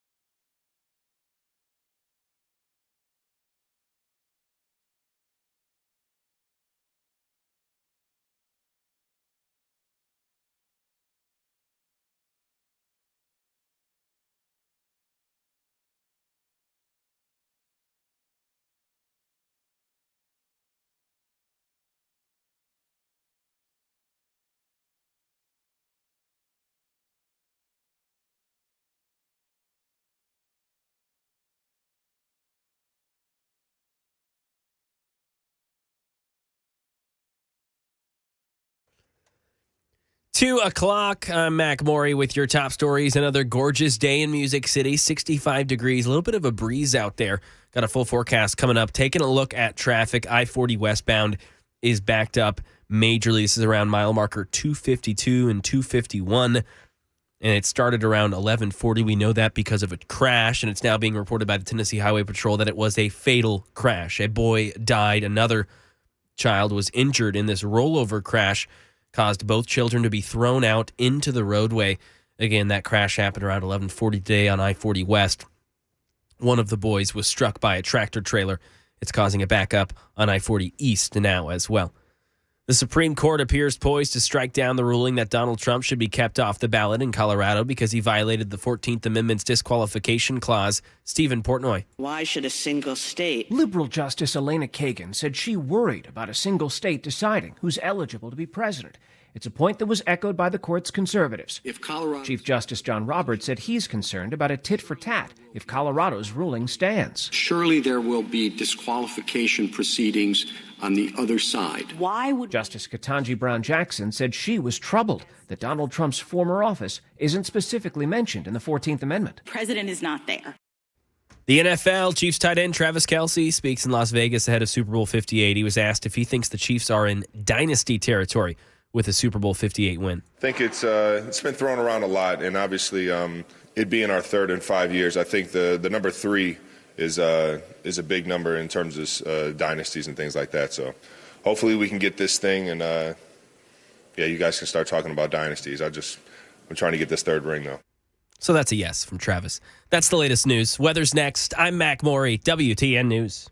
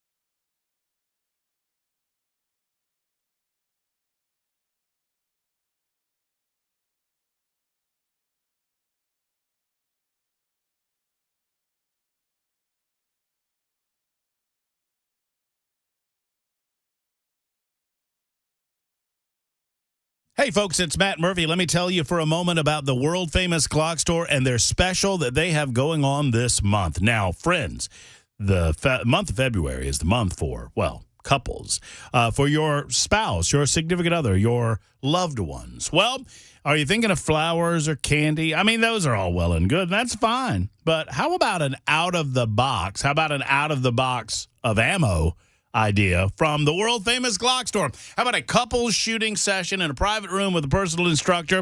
That is a Valentine's Day date that she will never forget. Shoot 270 style. All February long, couples shoot for the price of one at shoot270.com. Again, we're talking about a private room, a personal instructor, and just you and your significant other. Gentlemen, you have less than a week. You have less than a week. How about get this? You can get a gift certificate if you can't plan the date.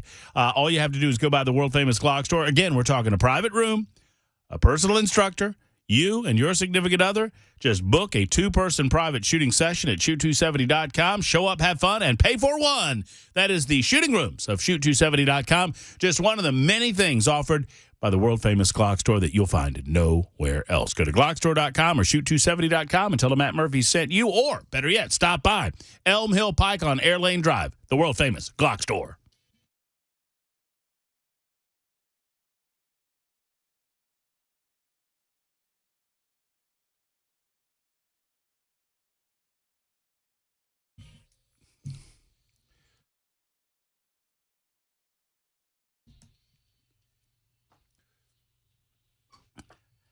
Yes, indeed. It's the Matt Murphy Radio Show getting underway for hour number 3 of the big broadcast today on this Thursday, February the 8th, episode 507. And we thank you. Appreciate all of you. Your participation on the Super Text line is wonderful. What did Mac just do during the? Why are people saying Mac from his lips to God's ears? Go Chief. That's from Sandra. What do you do? Apparently, somehow, and I'm not certain how, but somehow a story about the Chiefs got into the news. Huh? Weird. It is odd. Story about the Super Bowl. What was the story? I missed some of this, Maury. Can you recreate it? I mean, is there a way to do that? Absolutely, yeah. Okay. So Chiefs tight end Travis Kelce was speaking in Las Vegas, as he does. When you're a player in the Super Bowl, you speak to the media, and they asked him, what do you think about, are you guys a dynasty? Do you think if you win this Super Bowl, are you in the dynasty territory? Yeah, so, do you have that clip? Yeah, you want what he said? Yeah, sure. I suppose. I think it's been thrown around a lot, and obviously it being our third in 5 years, I think the number hold 3 on. Stop the tape. Stop the tape. I want you to rewind that tape. While he's saying this, y'all imagine that he's talking about getting the jab. Well, it's our third in 5 years. And it's I can't help myself. Oh, I feel like I'm Hand now. Okay, so I feel like I'm Chris Hand. All right, I'll shut up and let Travis Kelce, a.k.a. Mr. Swift, talk. Go. It being our third in 5 years, I think the number 3 is a big number in terms of dynasties and things like that. So hopefully we can get this thing, and you guys can start talking about dynasties. I'm trying to get this third ring, though. And what did you say during your newscast, just following that soundbite? After that, I said, yeah, that's a yes from Travis. Oh, that's a yes. That's a yes. That if he wins, they have to win they have to win. They have to win. They have to win. But if they win, they're dynasty. Dynasty. Certified. Oh yeah. I don't disagree with that. Yeah. I think if it is odd though that Mac needed to actually put those words into Travis's mouth since Travis didn't actually say them. Right? Well, he's Mac? being too nice, so I just had to make sure. Helping him out. Translate, exactly. Yes. All right, there's three separate jokes that I could make that I'm not going to about what's in Travis Kelce's mouth. Oh, wait, I just thought of a fourth one. That was number 4. I just thought of a fourth one. That was the best one. Had to do with Taylor.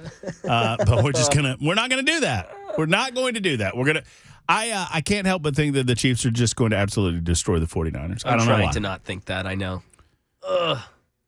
Is that your lean? I am leaning, not destroy, but control. Yeah. Control the game, win the game. Control the game, win the game. 2 touchdown game? 10 points. I'm double-digit game. Double-digit, yep. That's fair.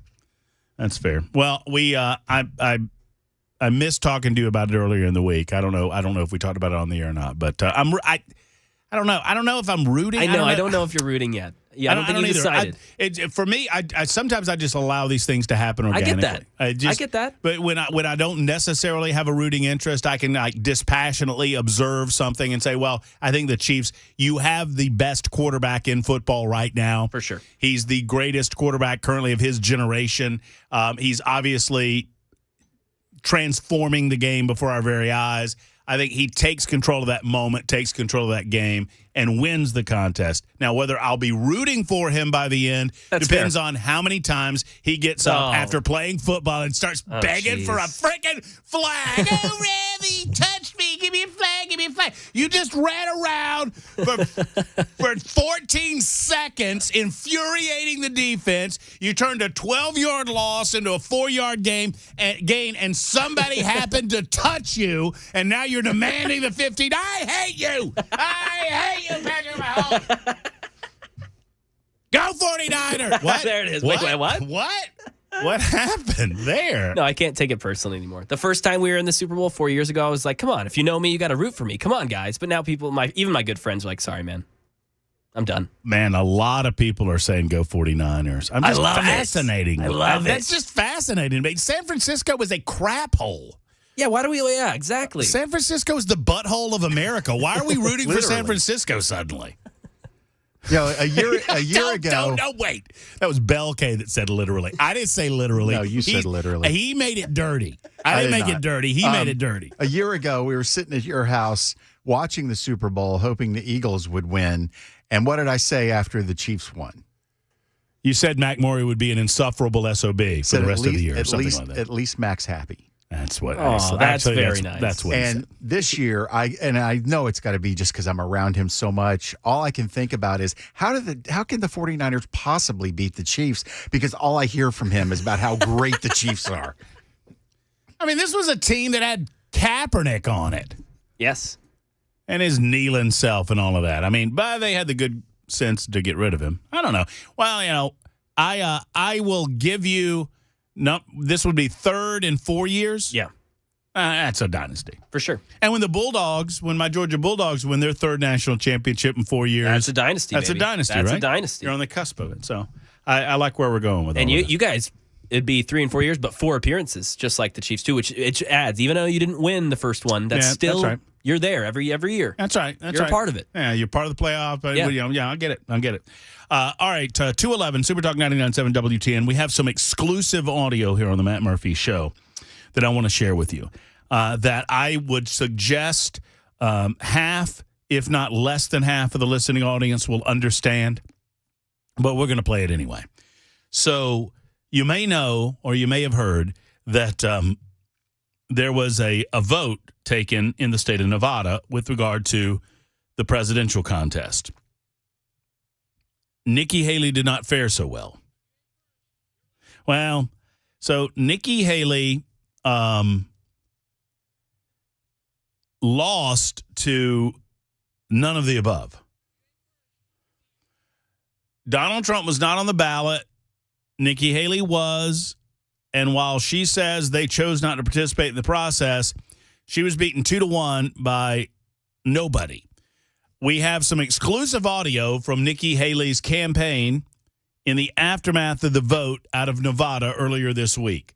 Let's listen in to our exclusive audio as the press questioned some of her people. This is not Nikki. This is some fellow named Brewster. They're questioning what happened during the vote and what they hope to accomplish. Let's just listen in real quick. Mr. Brewster, could you please give us your reasons for your sudden and unexpected candidacy? I figure voting for Salvino or Heller is just as silly as them running for office, which is just as silly as me running for office. The only thing not silly is the power of the people's vote. And I think the people should use it to vote for None of the above! Understand that you actually don't want anyone to vote for you? What I'm saying is I think only an idiot would vote for me. Mr. Brewster, have you taken positions on any of the issues facing the city? Sanitation, union corruption, urban renewal. Let's get to the bottom line, right? I'm here to buy your vote. With only 10 days, Mr. Brewster, with only 10 days left before the election, how do you expect to find that kind of support for that position? I don't expect to get support. In fact, I'm asking people not to send money into my candidacy. I think the people should keep their money. They're going to need it after this.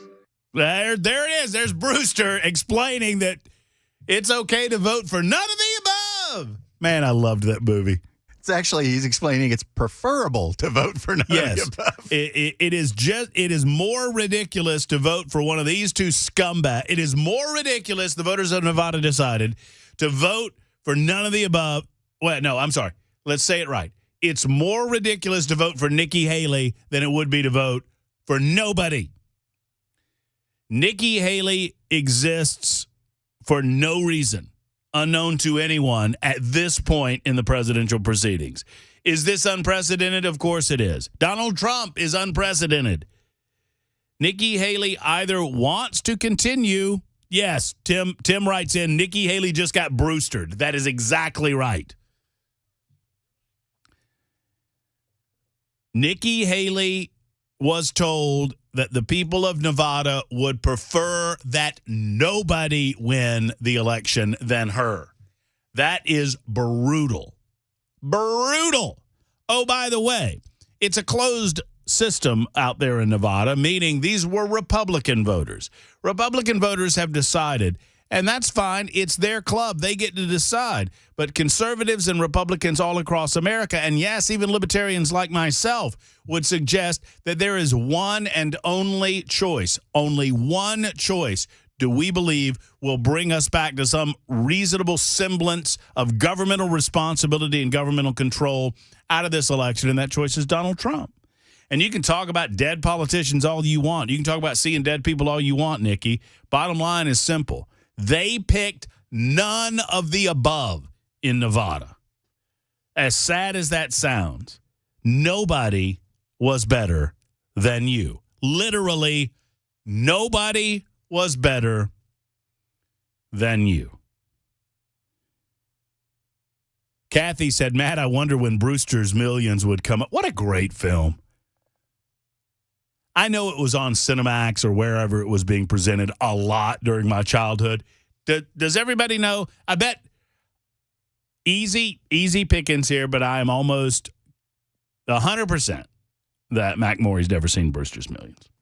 I'd never seen it. I'd never heard of it until yesterday, and then I looked it up, and I was like, dang, this looks Did you guys awesome. talk about Brewster's yesterday? Well, we had a super text about it. We didn't really even discuss it, but we had a super text about it. Yes. On this exact subject, the Nikki Haley stuff. Yes. The concept of Brewster's Millions is that, and there's a great scene. You ever see the movie, Bell? Yeah, but it's literally been decades. When the old man who croaks has offered a video for Brewster to watch, and Brewster is Richard Pryor, and he the video starts, or it's the big 8mm, and he goes, "Hello, Brewster. It's it's like his great grandfather or something or another. I don't know what relation." He goes, "What? You didn't know you were related to a honky?" Because the guy's white. And obviously Richard Pryor's not. The concept is simple, Mac. You need to watch this. It's good. So I don't think I'm giving anything away. I'm confident I'm not giving anything away. It's pretty simple. So this guy is worth $300 million. And he wants to leave his money to Brewster. But he knows that if he just gives him money, that he will waste it. He'll spend it. And he said, before I do this, I want to make sure that we condition you the right way. And he said when he was a kid, he stole one of his father's cigars. And his father caught him. And as a punishment, he put him in a closet with the box of cigars and said, you have to smoke every one of these cigars before I let you out of the closet. Whew. The idea being is you never want to see a cigar again in your life. And so he gives Brewster, was it $30 million in 30 days? I think that's right. And this is back in the 80s. That sounds familiar, but I'm not certain. I'm looking at it now. Yep, that's what it says. Brewster had $30 million to spend in 30 days, but at the end of the 30 days, he could have nothing to show for it. He had to blow $30 million in 30 with nothing to show for it. Wow. And it's just the hilarity. John Candy's in the film. Ooh. Obviously, Richard Pryor's in the film. It's a great movie. And Brewster is a failed baseball player, so it's got a little sports action, sports element going on, too. So watch Brewster's Millions. You'll enjoy it, and you'll understand a little better as to why Brewster developed a political campaign by which he begged people to vote none of the above. Not for him. For none of the above. And I think none of the above won. It's 19 after the hour. Super Talk 99.7 WT. And we'll get to Don in the Burr in just a moment. Your calls as well. Plus a late-breaking story. A story breaking right now regarding the special counsel and a decision on the Biden administration and their willful retention of classified documents, which will... That's their language? That's what they said. Which this case, the story I'm about to tell you, will impact the 2024 presidential election, especially with regard to this phony baloney, gross lawsuit against Donald Trump, criminal charges against Donald Trump in Florida. More to come on Super Talk 99.7 WTN.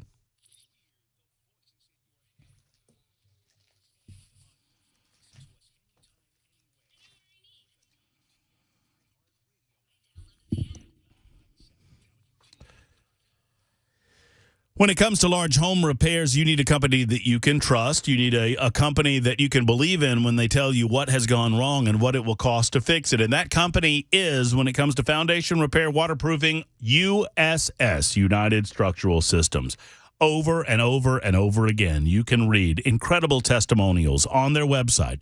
These are real customers with real stories to tell about problems that they had within their home and how the USS team came out to their home, evaluated the situation, and at a lowest cost possible, solved that situation and gave them peace of mind. Over 25,000 satisfied customers in the past 30 years. That's right. Since 1994, customers from Middle Tennessee, Southern Kentucky, and Northern Alabama have been utilizing USS, United Structural Systems.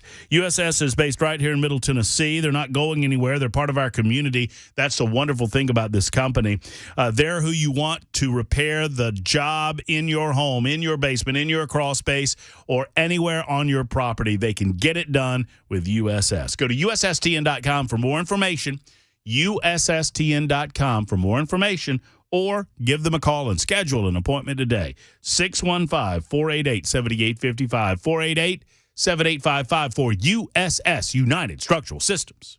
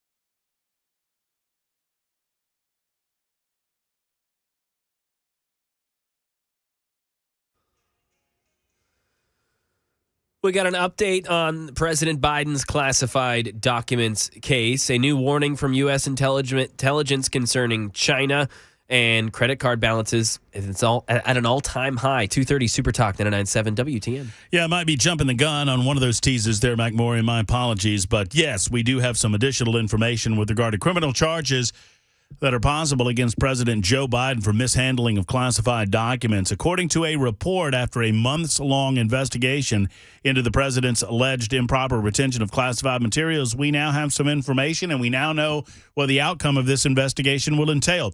I'll share that with you in just a moment on Super Talk 99.7 WTN. Here's a tip. There's two tiers of justice in America. One for people like Joe Biden, and another for people like Donald Trump. You're not going to like it. Don is in the borough next. Hey, Don, how are you? Hey, good. Can you hear me okay? I can, Don. What's on your mind? Hey, I missed you the day before yesterday. I was on hold and got cut off. But I wanted to tell you a story. I was stationed when I was in the Navy. I was stationed in at the Pentagon in D.C. and they had these two radio hosts there, and they were arguing one day about unconditional love, or actually dogs. One of them liked dogs, the other one didn't. And he goes, "My dog gives me unconditional love." And the other guy says, no way. He said, "My wife gives me unconditional love." So the first host said, "Well, I'll tell you what, when you get home, lock your wife and your dog in the trunk of the car in the garage for 3 hours. Open the trunk and see who's happy to see you." And the other thing I wanted to share with you is from Queen Elizabeth, and I can't quote it, but I'll give you a gist of it. When she was being interviewed about the loss of her husband, decades ago, she said, "Grief is the price we pay for the love we had." So I just wanted to share that with you. God bless you. Well, thank you, my friend. I appreciate that. I said this. I said as much on my social media post, and I won't go through it all right now. But you can go and read it. Find it at Matt Murphy Show. There's a link to the Facebook page from my Twitter account, my X Machine account. You can also find me on Facebook, Matt Murphy, MattMurphy, or Matt Murphy Show. Matt Murphy Show is my public page. If you go to Matt Murphy, I don't know how much you can see without being my friend, and I've got 5,000 followers over there. So if you go to the Matt Murphy Show page, you can see much more. That said, it is it's the contract. It's the unspoken contract that we have with our pets. I will not make you cry again, or at least I will try not to. But here's the deal. The arrangement is simple. They give you undying and unconditional love. They are there for you in every moment that you need them. They will infuriate you. They'll act like knuckleheads. They won't come when you call them. They'll poop where they're not supposed to. They will not bring the ball when you want them to bring the ball, and they'll bring the ball when you don't want them to. They will make you laugh when you want to cry. They will make you cry when you want to laugh. They're there for you every single step of the way, providing comfort and love that is different from human interaction. It just is. I'm not saying it's better or worse. It's just different. It's different. And you guys know exactly what I'm talking about. It's different. I would never let my wife sit in the room with me while I'm pooping. But John Henry, he's all good because we got that kind of thing going on, right? I mean, that's the difference. They are there for you when you're as high as you can be. Why do you got to give the visual? Well, I'm just telling you. They're there for you when you celebrate, and they're there for you in the midst of the depths of despair. Their commitment to you is to be there for you in every single way that you want them or that you need them. And the only job that you have is to see it to the end. That's it. The only responsibility that you have in this relationship, outside of basic care, is to watch them die. That's your payment. And it sucks. The payment sucks. But even as I wrote that on social media the other night, I said, I'm crying when I tell you it is worth it. It is absolutely worth it. Bell, I'll have you know that 0378 or 0873 says that they have a cat that sits on their lap when they poop. How about you, Bell? No? Yes? You staying out of this? I don't blame you.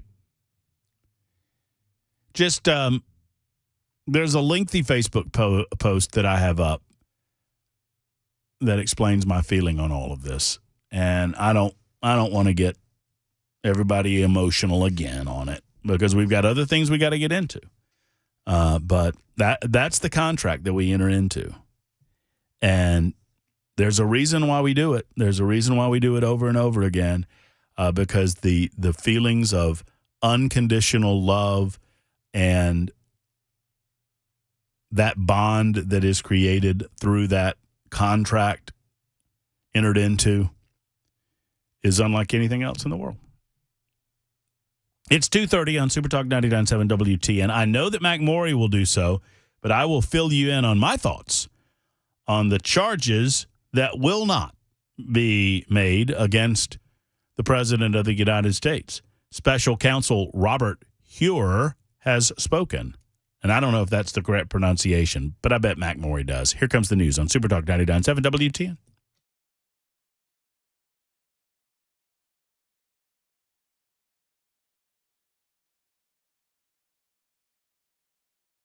.230, I'm Mac Morey with your top stories right now. 65 degrees in Nashville.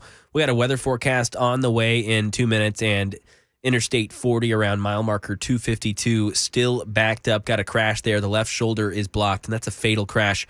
One boy unfortunately passed away from a rollover crash. Another boy injured in that collision. Full forecast on the way in 2 minutes.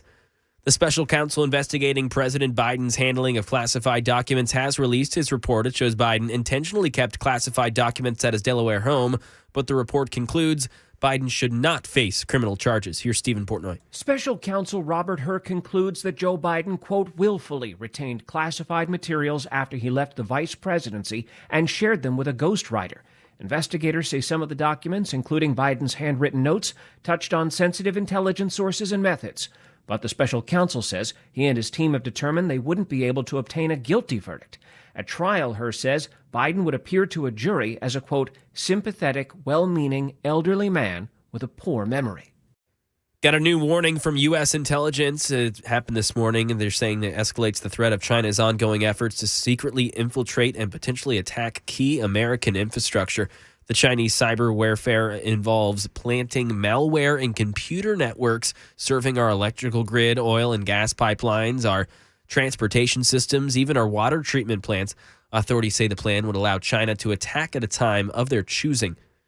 In money news, Americans' credit card balances are at an all-time high. Here's Derek Dennis. Consumer credit card debt climbing to a record high of $1.13 trillion. That's according to data released by the Federal Reserve Bank of New York. The staggering figure was up $50 billion in the fourth quarter of 2023 alone, a nearly 5% jump from the previous quarter. And analysts say the number of Americans who are late making their credit card payments is also ticking up, with borrowers in their 30s missing their payments at especially fast rates. Researchers say higher credit card debt shows the strain on many household budgets. And that is the latest news. Weather forecast up next. I'm Mac Morey, WTN News.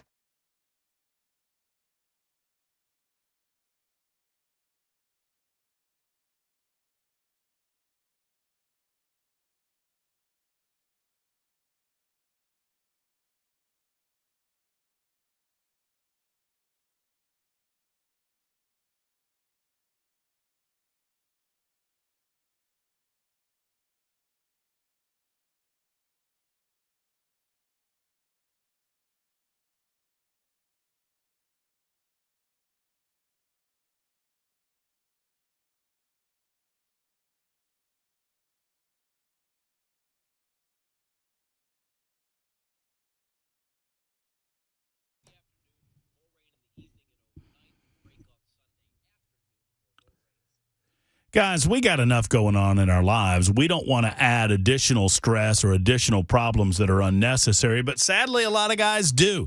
When it comes to your hair loss, men, you know what I'm talking about.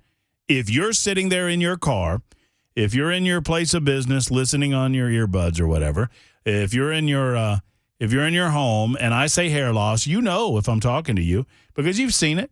You want to pretend that you've not seen it, but you've seen it. Well, if it's time to do something about it, it's time to do something about it. And I want you to contact the best, PAI Medical, and their We Grow Hair procedure. They're the only company in the state of Tennessee to have the multi-unit hair grafting procedure. And that's a fancy way of saying this. They get you more sooner for less, right? The procedure gives you more hair in one procedure. That's less time and less money that you have to spend in order to get your hair back and to get that growth going again. No one else has it. It's backed by the only company that I would trust and that I recommend on thinning hair, and that is We Grow Hair. They've been in Nashville for going on 30 years now. Call them today for an appointment. Gentlemen, don't put this off. Take that stress off your plate. 615-376-6010. I promise you, you will feel good after that first appointment because you have begun the process of getting hair back and not having to stress about it. Go for your free private consultation by calling 615-376-6010 or go to WeGrowHair.com.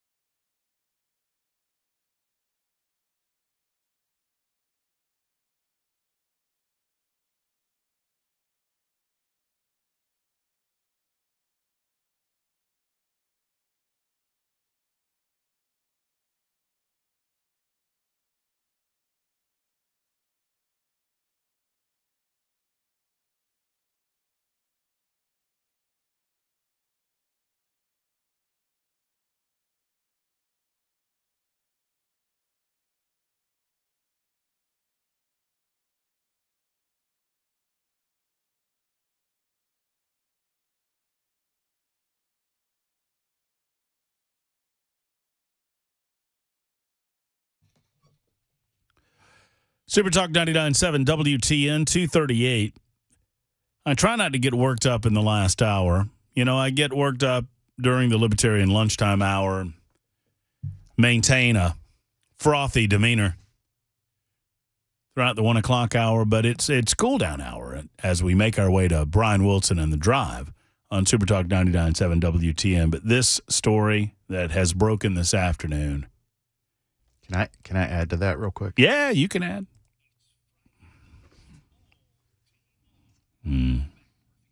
I asked permission. I should have said no.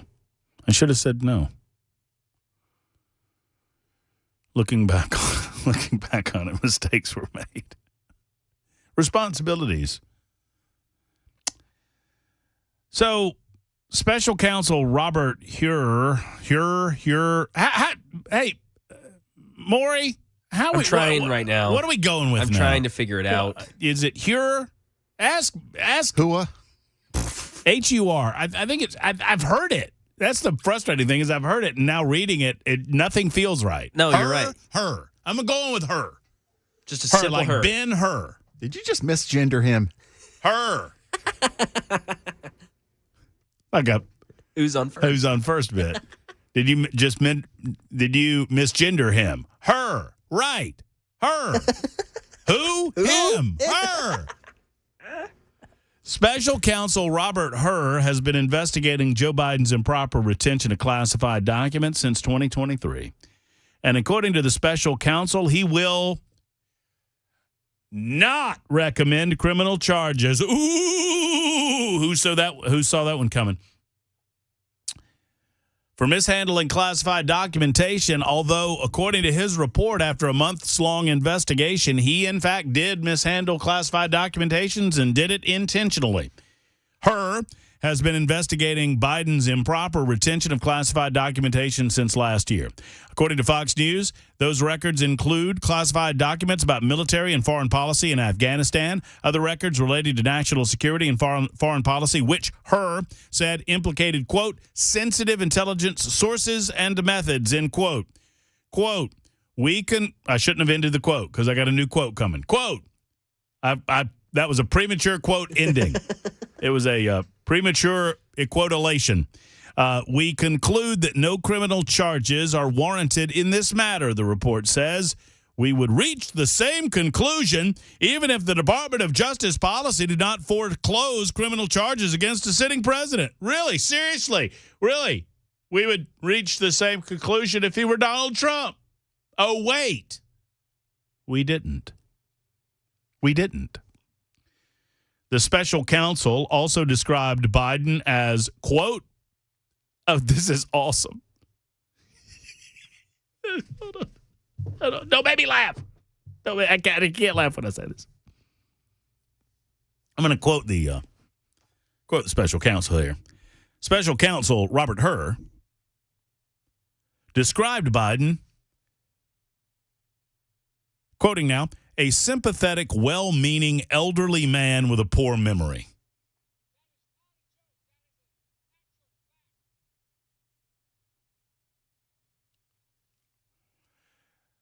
We have also, these people just insult you and insult you and insult you.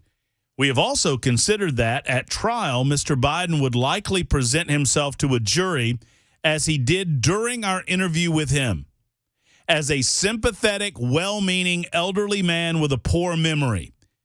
Based on our direct interaction with and observations of him, he is someone from whom many jurors will want to identify reasonable doubt. It would be difficult to convince a jury that they should convict him. By then, a former president well into his 80s of a serious felony that requires a mental state of willfulness. You know, if I'm the Trump campaign team, I don't know how we do it, but I want to demand that special counsel Robert Hur read this from a podium somewhere, because that's a campaign advertisement. Without comment, we have considered that Mr. Biden would present himself to a jury, as he did in our interview of him, as a sympathetic, well-meaning, elderly man with a poor memory. Based on our direct interaction with and observations of him, he's someone from whom many jurors will want to identify reasonable doubt. It would be difficult to convince a jury that they could convict him, by then a former president well into his 80s, of a serious felony that requires a mental state of willfulness. In other words, we can't determine what this is what that means. Let me give you the Murphy translation, okay? We don't know what he really knows and what he really doesn't know because his memory is so crappy, we can't figure it out. We don't know what he is misremembering and what he's just lying about, and we don't think he knows either. Joe Biden has been lying for the better part of his life. And because of that, because he's told so many lies so often, and now he is brain-addled, he can't remember what's a lie and what's the truth. He conflates a German chancellor that hasn't been alive in the last 20 years with Angela Merkel. He can't remember Macron from a French pastry. This man does not have the mental ability to find his butt with a compass and a flashlight and a pick. why in the world would we put him on the stand and have him testify before a jury when they're going to feel such sympathy for him because he has such dementia? Yet this same guy wants to be president of the United States for the next 4 years. Or at least his people want him to be president of the United States for the next 4 years. Hur said his investigation uncovered evidence that President Joe Biden willfully retained and disclosed classified materials after his vice presidency when he was a private citizen. That is against the law. It is what Donald Trump was charged with doing at Mar-a-Lago.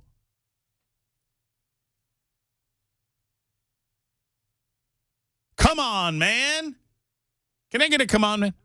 Well, okay. I'll keep going. The materials marked classified documents about military and foreign policy in Afghanistan and notebooks containing Mr. Biden's handwritten entries about issues of national security and foreign policy implicating sensitive intelligence sources and methods. Hur said FBI agents removed the materials from the garages, offices, and basement den in Mr. Biden's Wilmington, Delaware home. Remember when they lied and told us there was nothing in the library? That was a lie. Remember when they lied and told us there was nothing outside of the garage? That was a lie. Remember when they lied and told us there was nothing outside of his office in Washington, D.C.? That was a lie. Just backing up the lies here. Lie after lie after lie after lie. Now, I don't frankly have a problem with this. What I have a problem with is that we are developing a two-tiered system of justice. And it's not just the system that's out there for you versus the system that's there for Joe Biden. There's the system that exists for a former vice president and the one that exists for a former president. The former president of the United States, because he's Donald Trump, he's a Republican, he got charged. He got popped. Well, Matt, the difference was he was willfully retaining that. So was Joe Biden, according to the guy that was there to charge him. Their only excuse, this is an embarrassment of the highest proportions. Their only excuse for not charging him was he's too old and mentally feeble in order to get a conviction.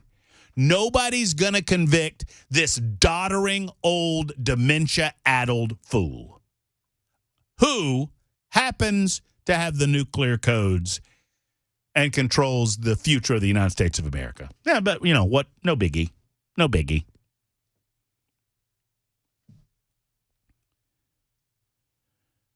Prosecution of Mr. Biden unwarranted based on our consideration of the aggravated and mitigating factors set forth in the Department of Justice Principles of Federal Prosecution, the report states. For these reasons, we decline prosecution of Mr. Biden. Screw fairness, screw Trump, screw conservatives, screw you, America. We're not charging him because we don't want to. Was he chargeable? Yes. Do we admit that? Yes. Did he break the law? Yes. Did we charge Donald Trump for the same thing? Yes. Are we charging him? No. Why? Because we don't want to. That's it. That's the whole thing. They're just telling you. And America will continue to bend over and take it. You see, I told you I didn't want to get upset. But now I'm upset. Brian Wilson will soothe me. Or maybe not. I bet Wilson's upset. In fact, I don't want Wilson to soothe me. I take that back. That came out wrong. No soothing from Watertown. I just want anger and frustration. And we'll get it in a moment on Super Talk 99.7 WTN.